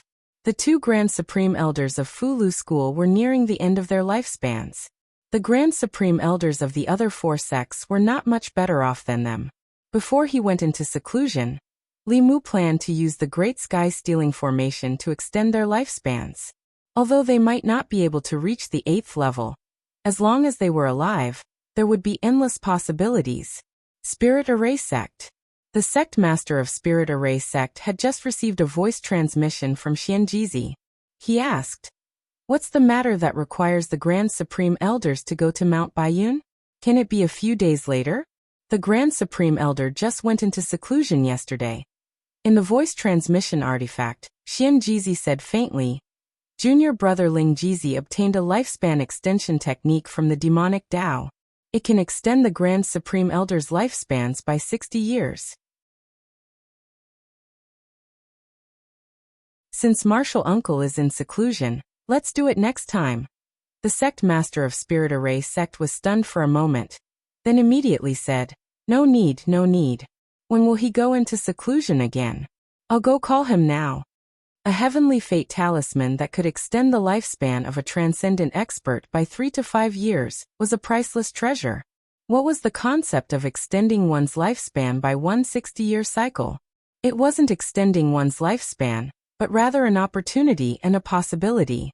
Even if the Prime Elder was in secluded meditation, the headmaster would still call him out. Not long after, Two streams of light flew out of the ancestral court of Spirit Array sect and headed north. The speed of the light was unbelievably fast. Some of the elders of Spirit Array sect looked at the sky with shock in their eyes. They muttered, "This speed, the Grand Supreme Elder's cultivation has improved again." In a quarter of an hour, two streams of light each from Spirit Array sect, Pill Cauldron sect, and South sect and North sect flew towards Mount Bayun at the maximum speed of the seventh realm. A day later, on the plaza of the main peak of Mount Bayun, a huge formation had been set up. Apart from Xuanzong, 10 Grand Supreme Elders of the 6 Taoist sects sat cross-legged in the formation. Their eyes were filled with excitement and anticipation. Each formation could extend the lifespan of 10 people at most, which was the number of Grand Supreme Elders of the 5 sects. Li Mu originally wanted his nominal master, Fu Daozi, to come along. However, he was in seclusion to comprehend the Fulu Great Tao. If he forcefully broke through, all his previous efforts would be wasted. If he did not come out before the end of his life, Li Mu would have no choice but to forcefully wake him up. Under everyone's gaze, Li Mu struck a spell into the formation. The entire formation flickered with white light. The spiritual energy of several mountains of supreme-grade spiritual jades that were set up at the key positions of the formation was instantly depleted and turned into dust. Li Mu's attention was completely focused on the formation. The supreme-grade spiritual jades required for this formation had almost emptied the 5 sects' assets. If it failed, they would not be able to set it up again in a short period of time. Fortunately, the next scene did not disappoint Li Mu. Above their heads, a dense whirlpool gradually appeared. Strands of unknown energy were attracted from the other side of the whirlpool and drilled into the bodies of the people in the formation. In the next moment, a magical scene appeared. The Grand Supreme Elders' white hair gradually turned black. The frowns on their faces lessened and the spots disappeared. The lethargy and death aura on their bodies also gradually disappeared. Outside the formation, everyone's breathing began to become heavy. How could any cultivator resist the temptation of having an extra 60 years of lifespan? Everyone's attention was on the Grand Supreme Elders. Only Li Mu's gaze was fixed on the slowly disappearing spatial vortex in the void. The energy that allowed the Grand Supreme Elders to reverse time was something he had never seen in the real world. It was like spiritual energy, but much purer than spiritual energy. Moreover, no matter how pure the spiritual energy was, it did not have the effect of reversing time. Energy would not appear for no reason. Where did this mysterious energy come from? There had been demonic cultivators who had tried to find the answer to this question. Without exception, they had all died on the way. This vortex seemed calm, but it contained an endless and violent spatial power. Whether it was the physical body or the primordial spirit, once touched, it would immediately be crushed and devoured. Not even a trace of residue would be left. Not long after, the spiritual energy was exhausted. The spatial vortex above the formation slowly dissipated. The void returned to calmness as if nothing had happened. However, the 10 Grand Supreme Elders sitting cross-legged in the square had undergone a great change. Although they had not recovered to their prime, they were no longer old men with one foot in the grave. Most of the wrinkles on their faces had disappeared, and their hair had turned black. Their laughter, full of energy, echoed throughout the main peak.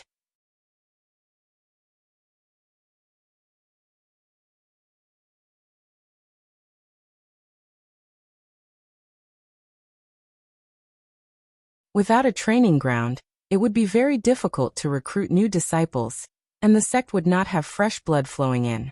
A huge market had been built outside of Luoyang. Because of its unique geographical advantage and the unconditional support of various sects, almost 90% of Xuanzong's business was taken away. A month ago, Xuanzong's market had been closed. Not only that, but in such a short time, Xuanzong had gone from being the #1 sect of Taoism that everyone envied to being hated by humans and demons.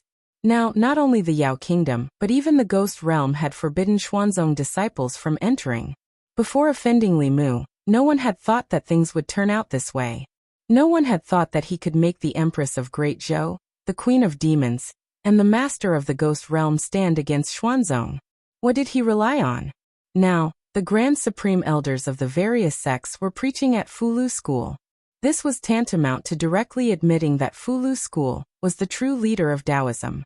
For the disciples of Xuanzong, this was something that was difficult to accept. In the past few days, many different voices had appeared within Xuanzong. More and more people were dissatisfied with Grand Supreme Elder Dao Qingzi's actions and demanded that Qing Qingzi be handed over to redeem Xuanzong's reputation. However, Grand Supreme Elder stubbornly insisted on having his own way. After severely punishing several elders who had opposed him, no one dared to bring up the matter again. On the surface, Mount Punglai appeared to be peaceful, but everyone knew that Xuanzong was no longer the Xuanzong of the past. In a Dao palace floating on the highest mountain peak, Dao Qingzi sat on the sect master's chair. Half of his hair was black and the other half was white. His entire person gave off an evil aura. The white-haired half of his face hesitated and said, "Let's hand over Qing Qingzi. This was our fault in the first place." The black-haired half of his face snorted coldly and said in a cold voice, "As long as Uncle Master is here, Xuanzong will still be the #1 sect in the world. Even if the 5 sects join forces.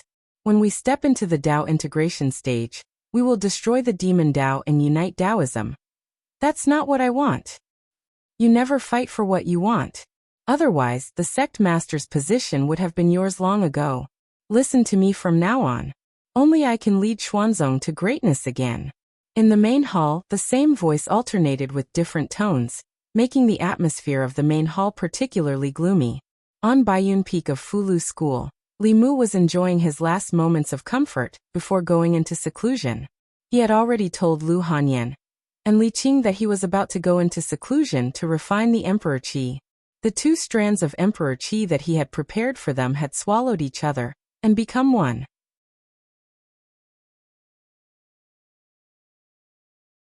It was no longer something that they could withstand.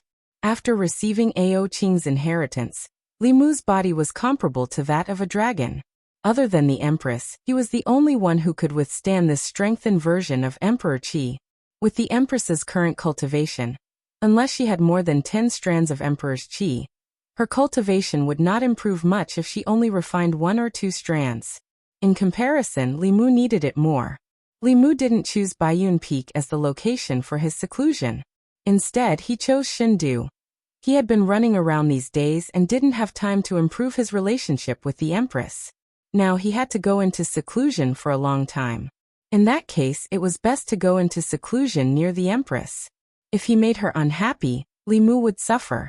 Bringing Lu Hanyan, Li Qing, Wanwan, and Xiaobai back to Shindu, Li Mu accompanied them for a few more days. Then he was about to go into seclusion. On the last night before he went into seclusion, he once again enjoyed the blessings of having multiple partners. In the morning, both sides were filled with warmth and fragrance. Lu Hanyan gently drew circles on his chest and asked, "How long will it take this time?" Li Mu thought for a moment and said, "Within a year." When the Empress refined the Emperor Qi, she took half a year. Phantom Princess had also been in seclusion for several months. They had only refined a normal strand of Emperor Qi. Li Mu's strengthened version of Emperor Qi should take longer to refine. In the Li residence, when the sun rose to the middle of the sky, Li Mu walked out of his room. He walked into the courtyard and touched Wanwan and Xiaobai's heads. He said, "Cultivate well and wait for me at home." After hugging them gently, Li Mu left the house and walked into the palace. The Empress was already waiting for him in Changel Palace. Li Mu gave the Dao Bell and Sun Shooting Bow to the Empress and said, "Just in case, take these 2 magic treasures." Although her cultivation hadn't reached the 8th realm, she had the strongest defense and attack magic treasures. Even if the 3 patriarchs of the demonic way came, they couldn't do anything to her. He would be in seclusion in the underground palace behind Changel Palace. That was where the Empress usually cultivated. Li Mu looked at the Empress and said, "I'll go now." Zhou nodded and said, "Go." Li Mu turned around. Zhou suddenly said, "Wait." Li Mu turned around and asked, "Is there anything else, Your Majesty?" Zhou tiptoed and kissed him gently on the lips. She said, "Come out soon." At the entrance of Changel Palace, Linglong saw this scene and suddenly blushed. Mr. Mei glanced at her and asked, "Why are you blushing?" Princess Linglong clasped her hands together and said excitedly, I don't know, but I'm just happy. Ridiculous.